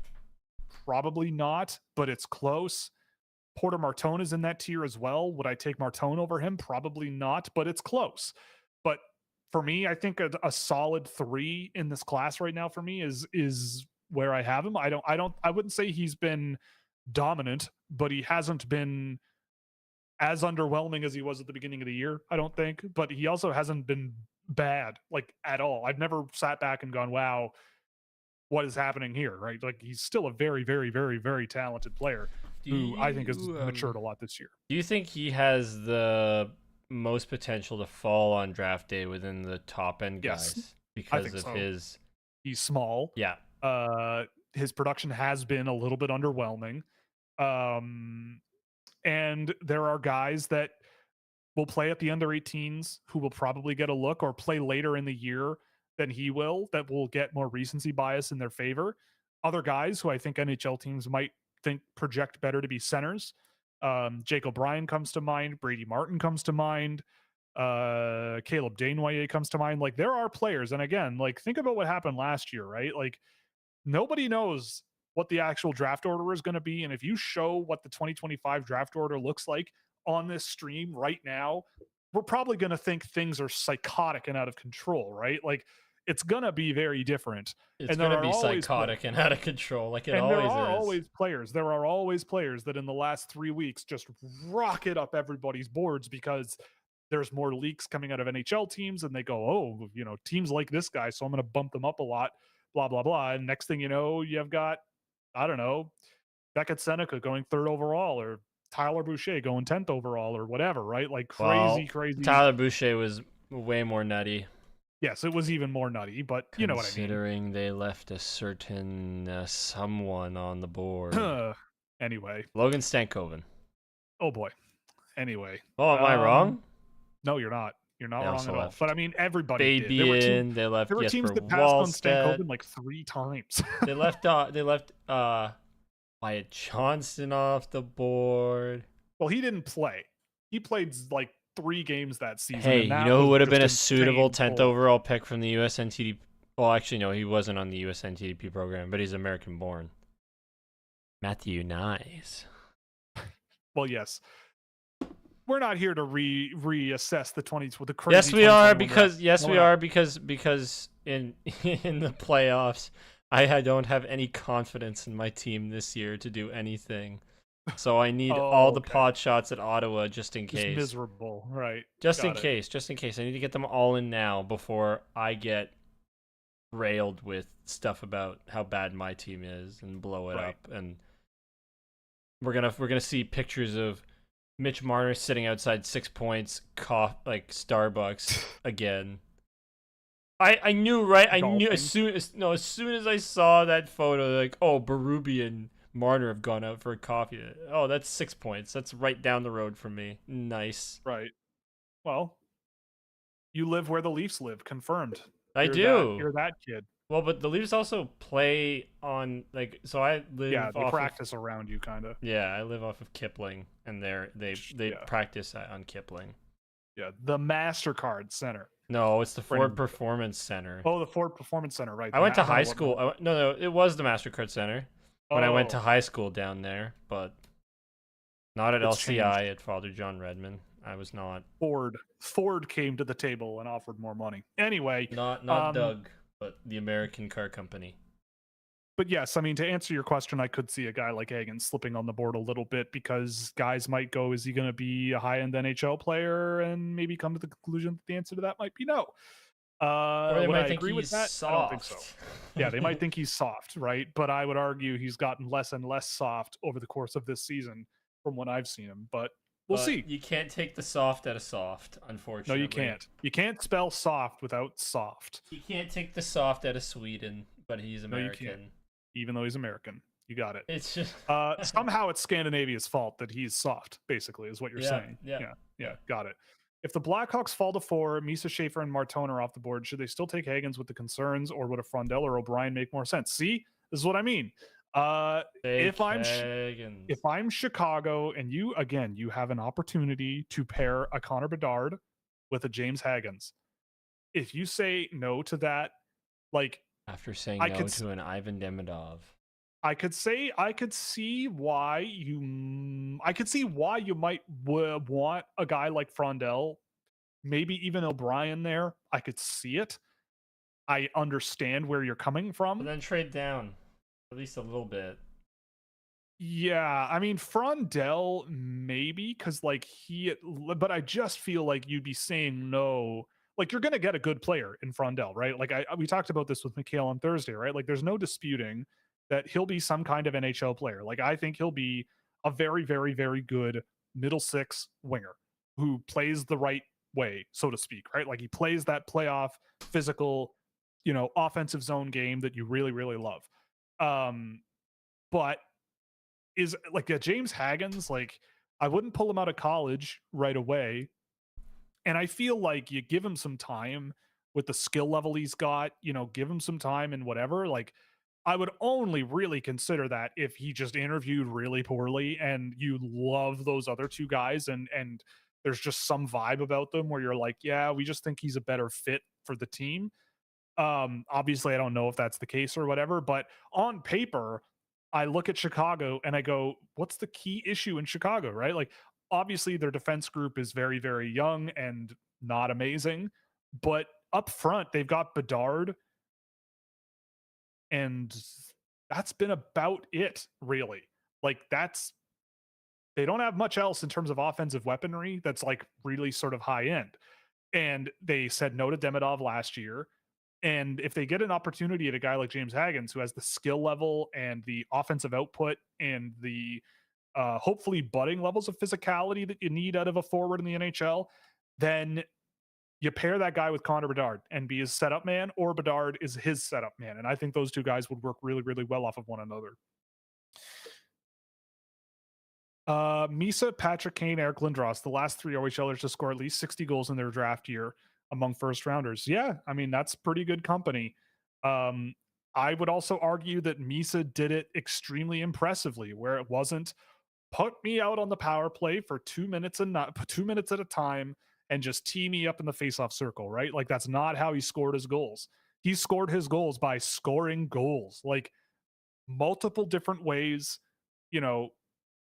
finding space in the offensive zone, doing all kinds of things that you need a scoring forward to do in the NHL, to score in a variety of different ways, which I think I love to see that kind of thing. Like if you watch highlights of him scoring goals, a lot of the time you might be there going like, well, I know that's not like a elite skill level or an elite shot that's there or something, but I still like he finds a way. He's so smart and finds a way.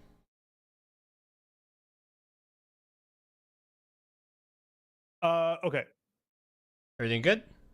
Yeah, we're good. Okay. Just thought something was weird. Unlike the Leafs, who need more Oliver Ekman-Larsson on their team, yeah, that's obviously the case. Is there a redeeming quality to Roger McQueen's game? Sure, I see the raw tools, but I don't see anything in his game that makes me think he'll make a difference in the NHL. What am I missing with him? Okay, well, Do you consider he's going to get better and he's big? Yeah, that's pretty much what you're thinking, right? So, I'm just giving the devil's advocate argument. Well, okay. So here's the thing with Roger McQueen, right? Number one, I spoke to a couple of people early in the year about him, and the thing that they told me was that NHL teams are going to look at him and go, what if? Right? That's the thing. They look at him and they go, 5 years from now, what is he? And their mind runs wild, right? And of course, right, like a 6'5" center who is pretty physical, and has a bit of skill to him. And, there's that. And then you go, what about when he puts on more weight? What about when he gets stronger? What about if he gains a step of quickness? What about more skills training? Like, oh my goodness, what could we have here? And yeah, like again, when people say that, I just kind of have to go, okay, like that's an opinion. That's an opinion, and I'm not gonna like say that that's wrong. But when I watch Roger McQueen, I don't, I don't, I see a lot of what you and I think a few other chatters have said in the last few weeks, where it's like I don't really see what makes him such a game breaking potential player because I don't know. I watched another game of his, I think yesterday, 2 days ago. In the last couple of days, I watched another game and got data on it. He continuously remains a not very good results player on paper. He is a guy who I mean, the other thing too is the injury, right?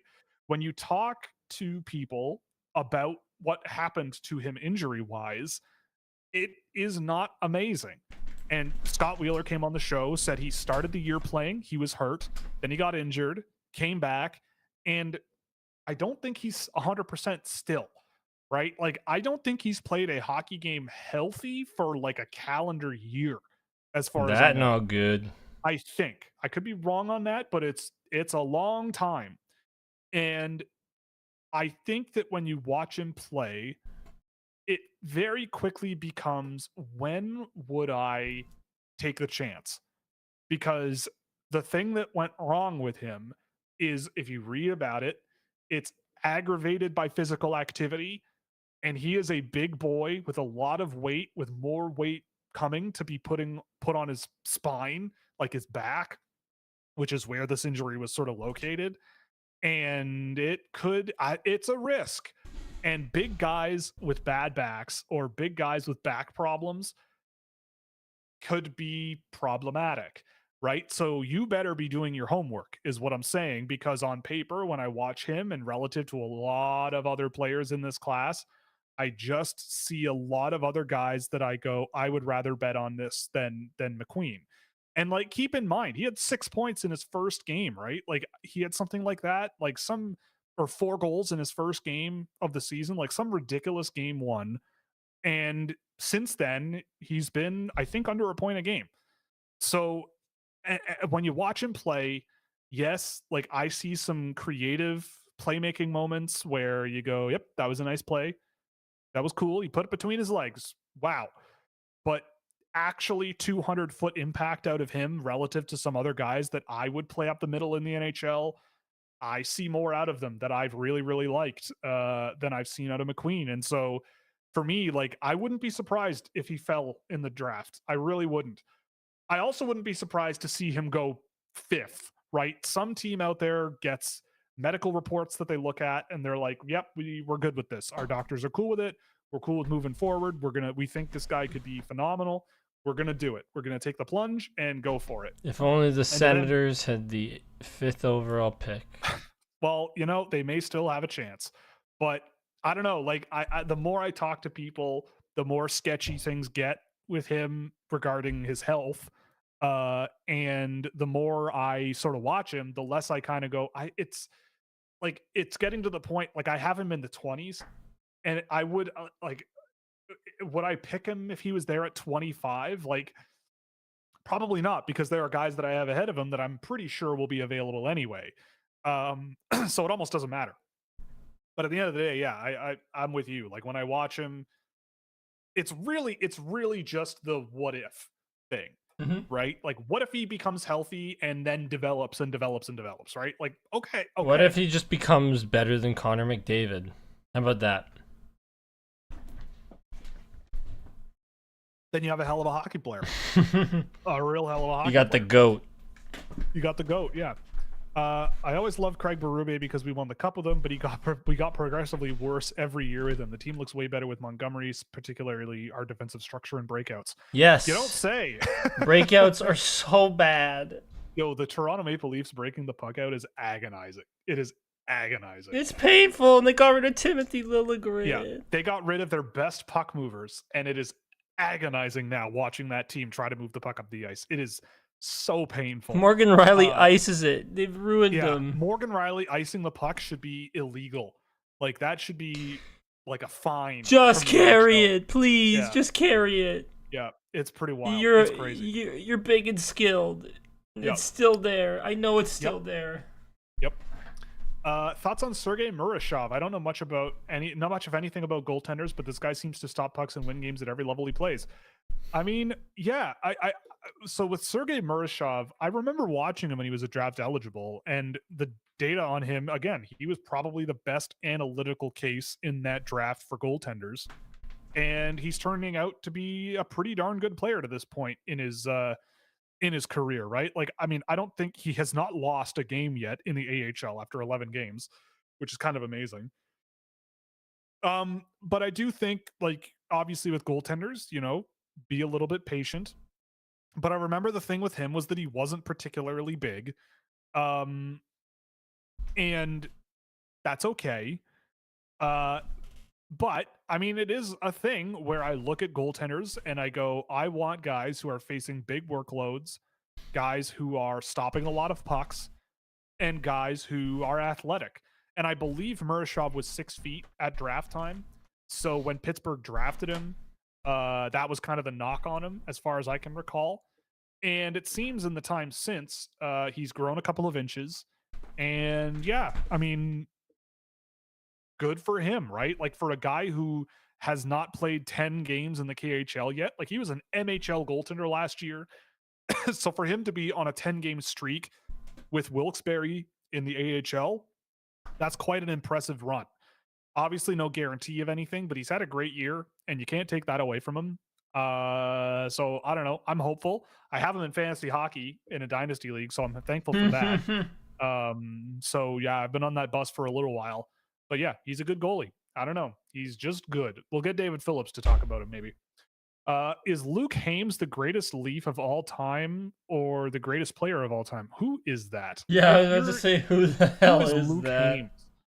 Oh, the link is blue. The link is purple, so I've looked this guy up. Oh, a Dartmouth. Okay, yeah. Greatest. Yeah, he's the GOAT. Yep. 100% the GOAT of the NHL forever, always. Dartmouth College, NHL factory. So let's see. I don't know. Carter George versus London could be interesting. On one hand, yes. On the other hand, it's the London Knights. God love Carter George, man, but he is going to be a busy boy. That is going to be a tough one. Watching Owen Sound as much as they have this year and watching London as much as I have this year. I mean, that Carter George would need to put on a hell of a performance, because London also has pretty good goaltenders themselves, right? Like, Alexei Medvedev has been very, very good this year. They brought a guy in mid-season, I think, who's also been pretty good. I could be mistaken. Point is, they good, yes? Yeah, Austin Elliott is the guy who I'm thinking of. Yeah, they brought in Austin Elliott, who has been very good, actually, for them. And Alexei Medvedev been very good as well. So we'll see what happens. Oh, okay. So Brian just sent me the Luke Hames contract announcement, which happened 5 minutes after the start of this show. So good for him. So cool. He sucks because he's a Treliving guy. Yes, exactly. Ruining my culture and my hockey team. We should get a shirt of that if people would care, but nobody buys our merch. Please buy our merch. Boston Pizza, ruining Italians forever. Yeah. John Prokop thoughts. Now that is a name I was hoping to hear, because I actually did go and look at him because I knew someone was going to ask. Will actually wrote this comment himself on an alt account. Yes, I did. Yeah, I'm totally unbiased Steelheads fan actually on an alt account. Oh, it's totally unbiased Steelheads fan. Okay. Yeah, you just drive up engagements and know how to drive me nuts. Yeah, to drive you crazy, exactly. But yeah, I went and watched John Prokop with Union College a little bit coming into the show today, and he's fine. He is. You are wearing a Steelheads confident jersey, to be fair. Exactly. Yeah, this bad boy. Pretty confident is where you were at. Look at this guy. It's so good. It's great. Anyway. You're at. He's pretty confident. Yes, he's a confident guy, carries the puck a lot. He doesn't strike me as a guy that looks like an NHL player right now. I mean, I'm not saying it's impossible. Obviously, I never do, but he looks like a guy who will probably be a Marley, uh, and we'll see what happens from there. Right? Like he did not look like, oh my god, this guy is the best, one of the best players in the NCAA, and is destined for being a steal for the Toronto Maple Leafs. Right? Like I think he's just a good, solid defenseman who has a bit of offensive pop to him that might be able to become a thing. Offensive pop will die in this system, so Well, I mean, I mean in like in a pretty limited scope, right? Like he can step up from the blue line a little bit. He can shoot okay. Like he does some stuff, but I think if he shoot, he'll be fine. Morgan Riley no shoot, so Morgan Riley is ass. Right, that's true. Who's your favorite player on Survivor this season? Thoughts on the season so far? Have you been caught up? Yes, I'm caught up. I'm caught up. I don't know that I have a favorite player yet. Let's see. Survivor 48. I mean, I am a big fan of Mary. Mary rules. Yep. I like Mary. I'm a big fan of Mary. I'm a fan of Simp David. Simp David. Yep, that's a good one. Who else? I like Joe. I think his name is the firefighter. Oh yeah, the fire captain. Yeah, Joe's pretty cool. Fire captain. Cy is entertaining as heck. Cy's entertaining, but I don't like. These are the characters I don't like.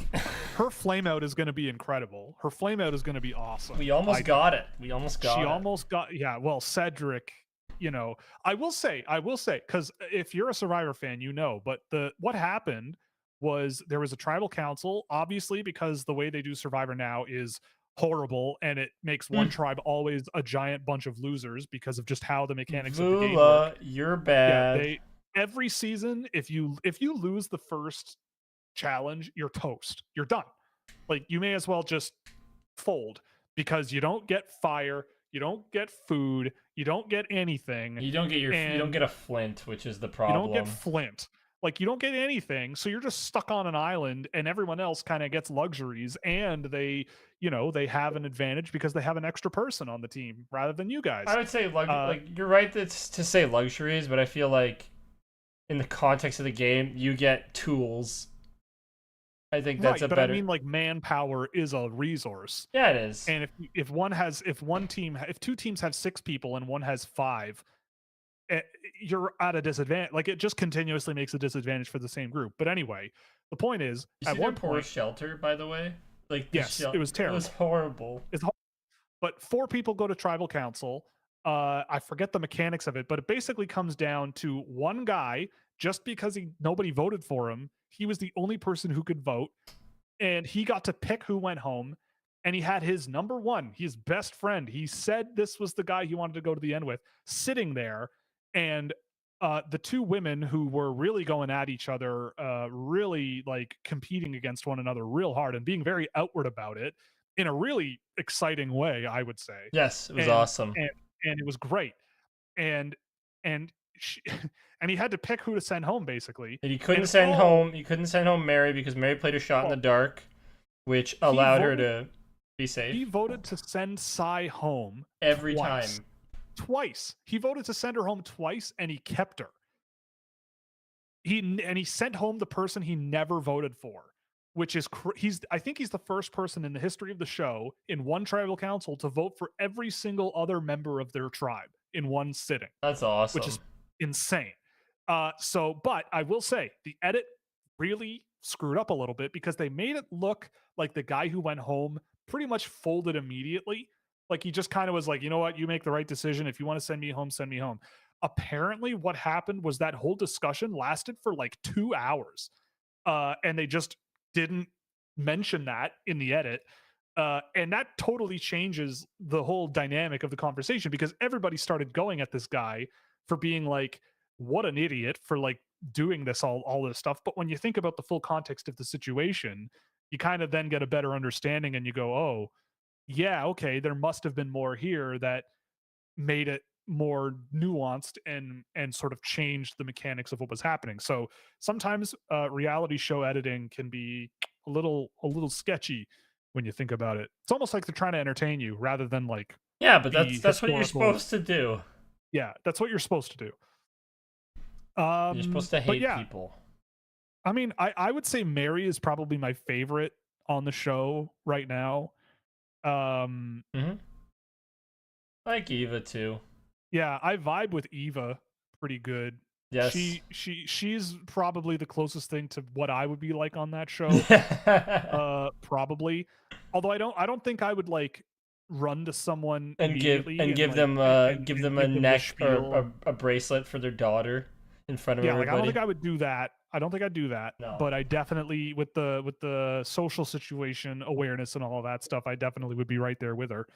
But it's yeah, I okay. mean, I Will, think I'd it's take you to the end and I'd cut you, yeah, and then I'd have you same. vote, I would I and would then I'd have you vote for me to win. it would come down to a war between you and me for sure. Yeah, But and I'd yeah, have you vote for me to win. yeah. But yeah, I mean, I think it's a great season so far. I've really enjoyed it. I mean, Hmm. the show gets so much better when it's hour and a half long episodes. Like it just makes it so much It also more. gets better when it hits the merge because I hate the Yes. three tribes. Well, yeah. I mean, the way that they do this phase of the game is incredibly stupid. It's Also, it's really how bad. many goddamn journeys we gotta have, man? Well, that too. Yeah, it's all silly. Oh, it's so dumb. Yeah. Uh. Oh, so there was a follow up to the super chat that goals, assists, and points are weighted higher in that league. So yes, I would then go for Misa probably. Yeah, you take Misa. Hoping Schaefer is back for round one with Erie facing Misa and Saginaw. Yeah, I've heard that that's a possibility, but I don't know. I hope so. I really would love to see more Matthew Schaefer before the end of the year. Mostly just to get more data on him because he played a very limited sample, and I like to space things out a little bit more. Um, but if I have to, I'll go back and do some of those older games or do under 18s if he's there and Erie loses. I don't know. We'll see what happens. Also, you'll get to see him against his direct competition for the number one spot too, which is Yeah. kind of cool. Like, it's hard to Yeah. compare, but still, it'll be interesting to have both of them on the ice together in situations. Yeah. Did you watch the women's NCAA hockey championship game? Dude, yes. That game was awesome too. Got a shout out. NCAA women's hockey is getting so much better so fast. It like Canada, oh man, I don't know. The American women's hockey program is just on a rip. I know Canada has their own really, really talented group coming up as well, but God, man, that was crazy. I agree. That penalty shot goal from Kirsten Sims was unbelievable. The winning goal as well in that game. Like, and it was also, I think, 20 seconds left in the game. She scored that penalty shot winner to send the game to overtime. Like, unbelievable stuff. And the University of Wisconsin's women program has been on a rip recently. My girl, Caroline Harvey, one of my favorite players in the world to watch, winning a national championship. I'm okay with that. She rules. And I did see it. I didn't watch the whole game, but I did go back and watch pockets of it after I saw the result and watched and it was, yes, it's excellent. Like NCAA women's college hockey, it's a big thing. It's a big deal. Do the analytics for Dean Latorno's season look better than the score line? Well, I mean, his score line is basically nothing, so anything really would be better.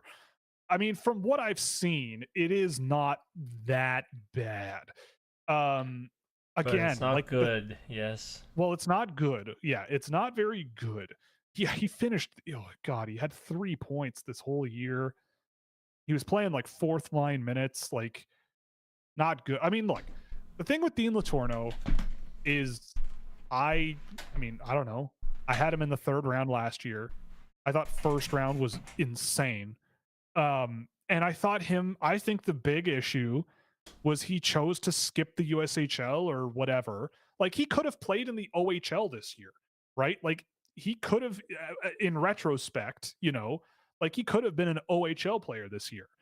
And I think that would have been like going from 2 games of USHL experience and mostly Canadian high school experience, entirely Canadian high school experience, to the NCAA for the best team in the country in the best conference in the country.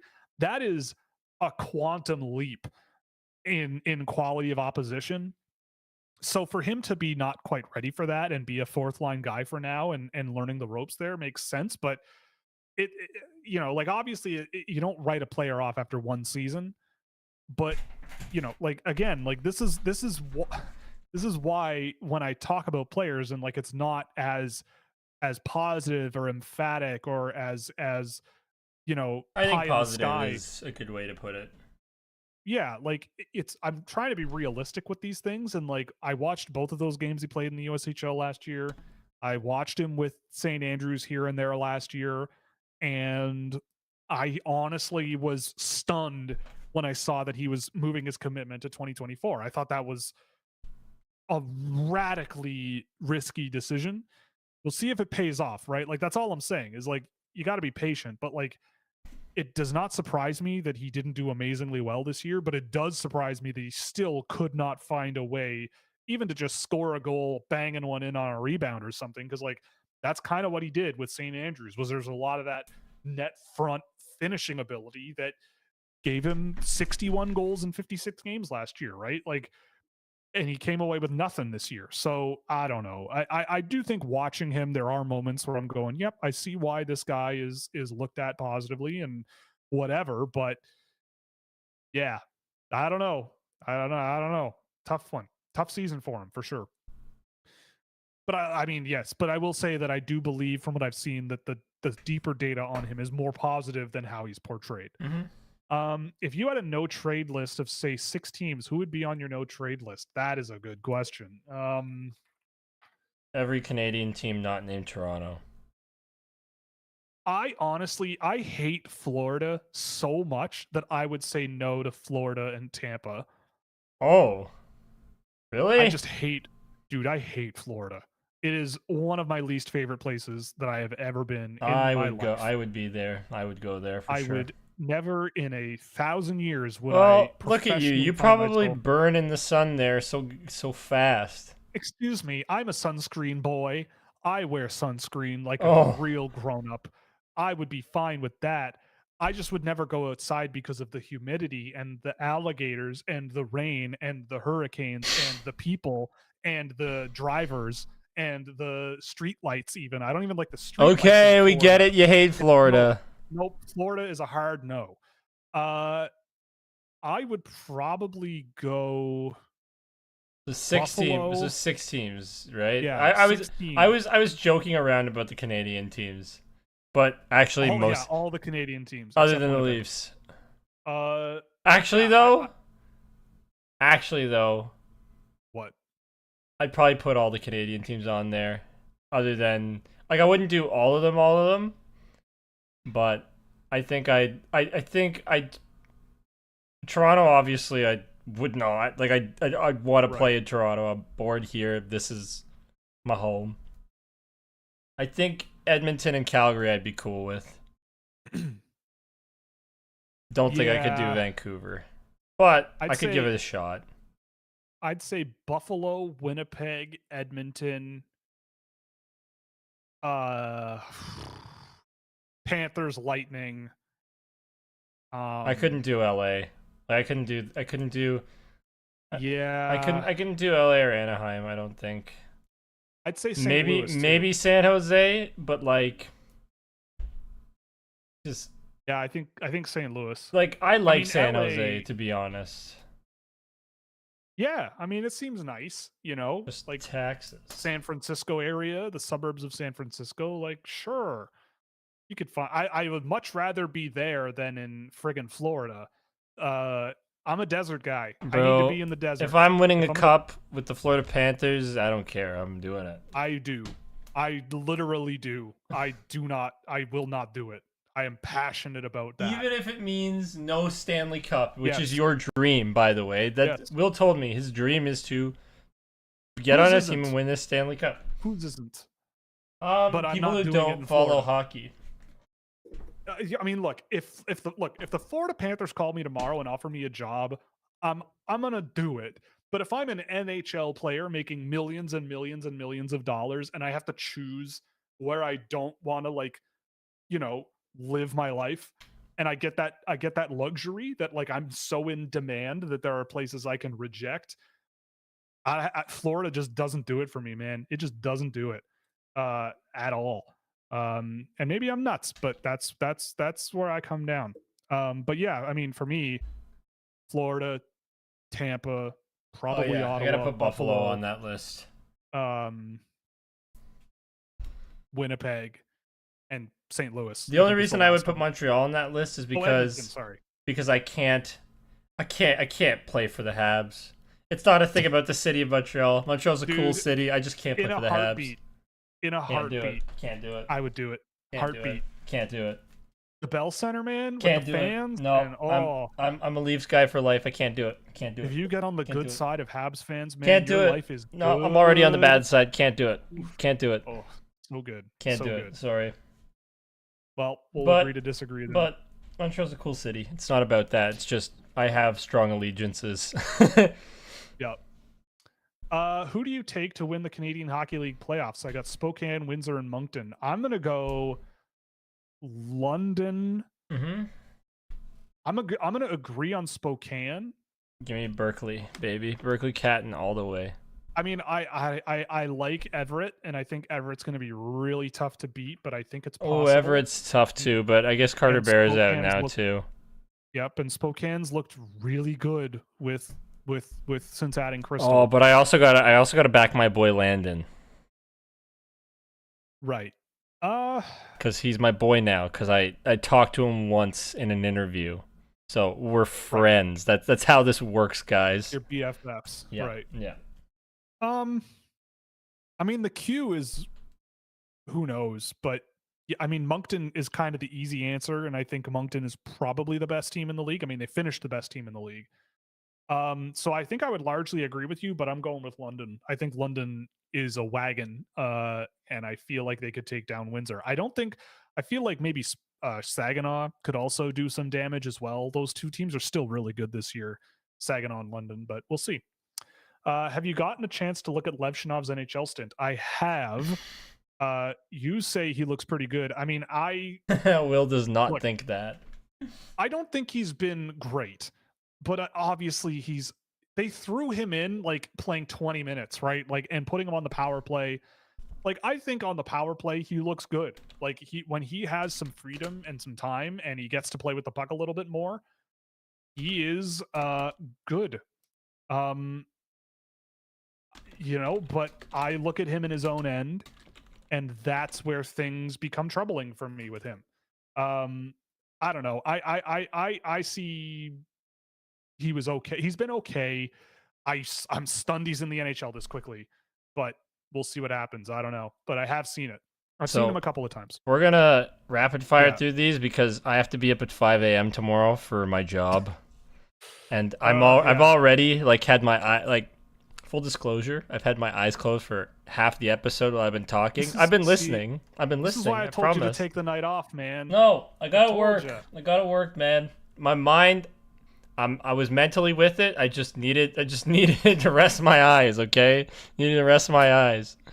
Oh boy. Okay. Well, I pushed because through AJ's a things. little Okay. baby, we got to get through all this. Hey. I pushed through it. Okay.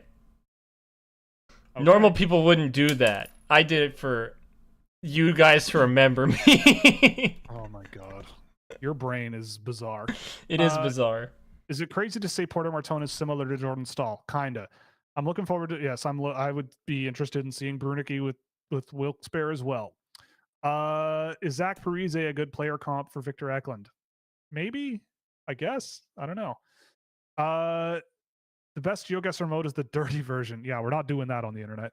Does Carter Bear's injury affect your ranking of him? Not right now, but the job would be to get medical reports on him and see what the deal is there and what people think.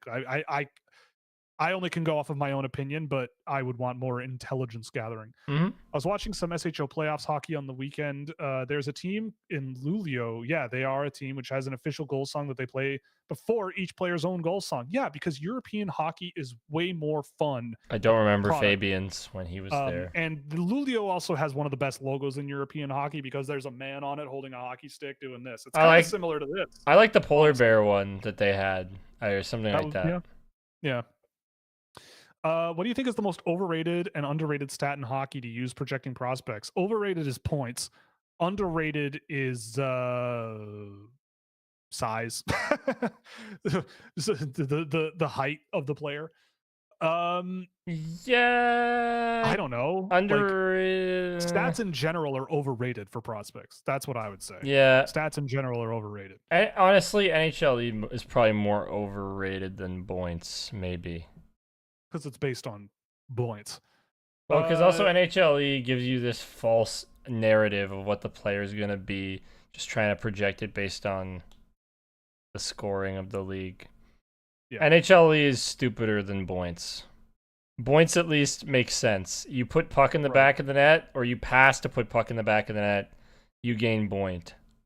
Right. NHLE is scale that to an NHL level from this junior league without taking into consideration how the player is doing what they are doing. Right. Right. And then telling me they're a superstar. They are. No. They have a 92% chance of being. They are ass. Well, time will tell. Time will tell. Audio listeners, so hello, future me. Hello, you in the future. Did you have a chance to take a look at Dominic Pavlik? I did. He is fine. Like I saw a guy who had some ability to stick with play under pressure and get some shooting opportunities under pressure. I didn't really see anything where I was like, super high on him there. But there was a few guys recommended in last week's shows that I had a chance to take a look at, and I do remember him being the one that stuck out more than the rest of them. But it was kind of, at this point in the draft, like I don't think he's a guy that I would be throwing on the list. Just saw a report that the CHL is allowing 3 imports instead of 2. How much would that offset the outflow of players to the NCAA? Well, I don't think it would do anything. I think it would increase the flow of players from Europe to the NCAA, because I know that's a lot of the reason why Europeans want to come to North America is to play in the NCAA, and I know that's happening more and more recently. So I don't know if it would help off. It would definitely buoy the quality of the league.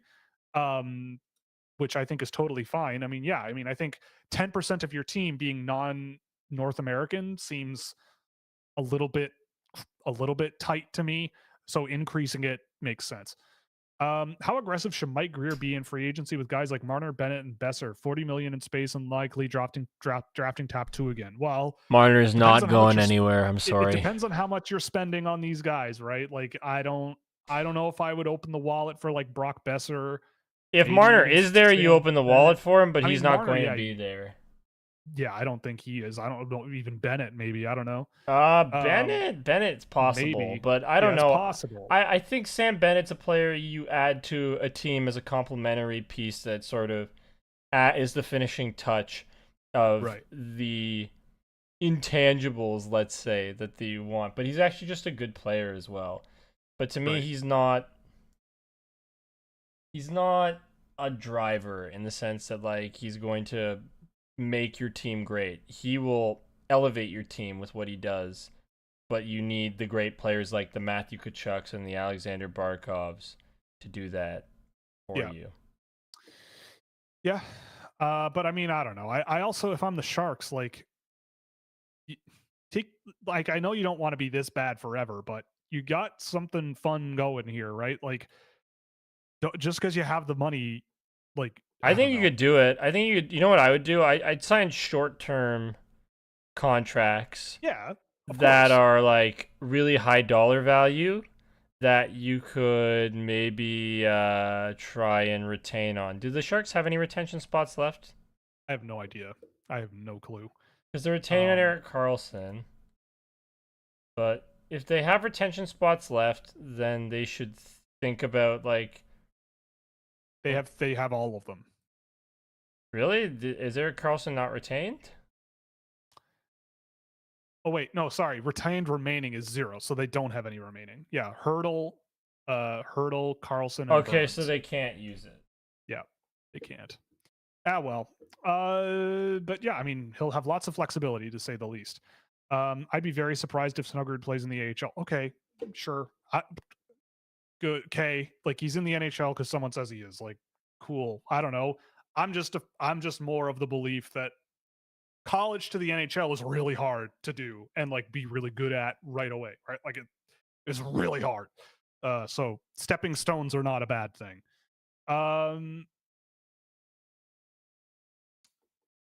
Do Emmett Finney to Grand Rapids, cool. Yep.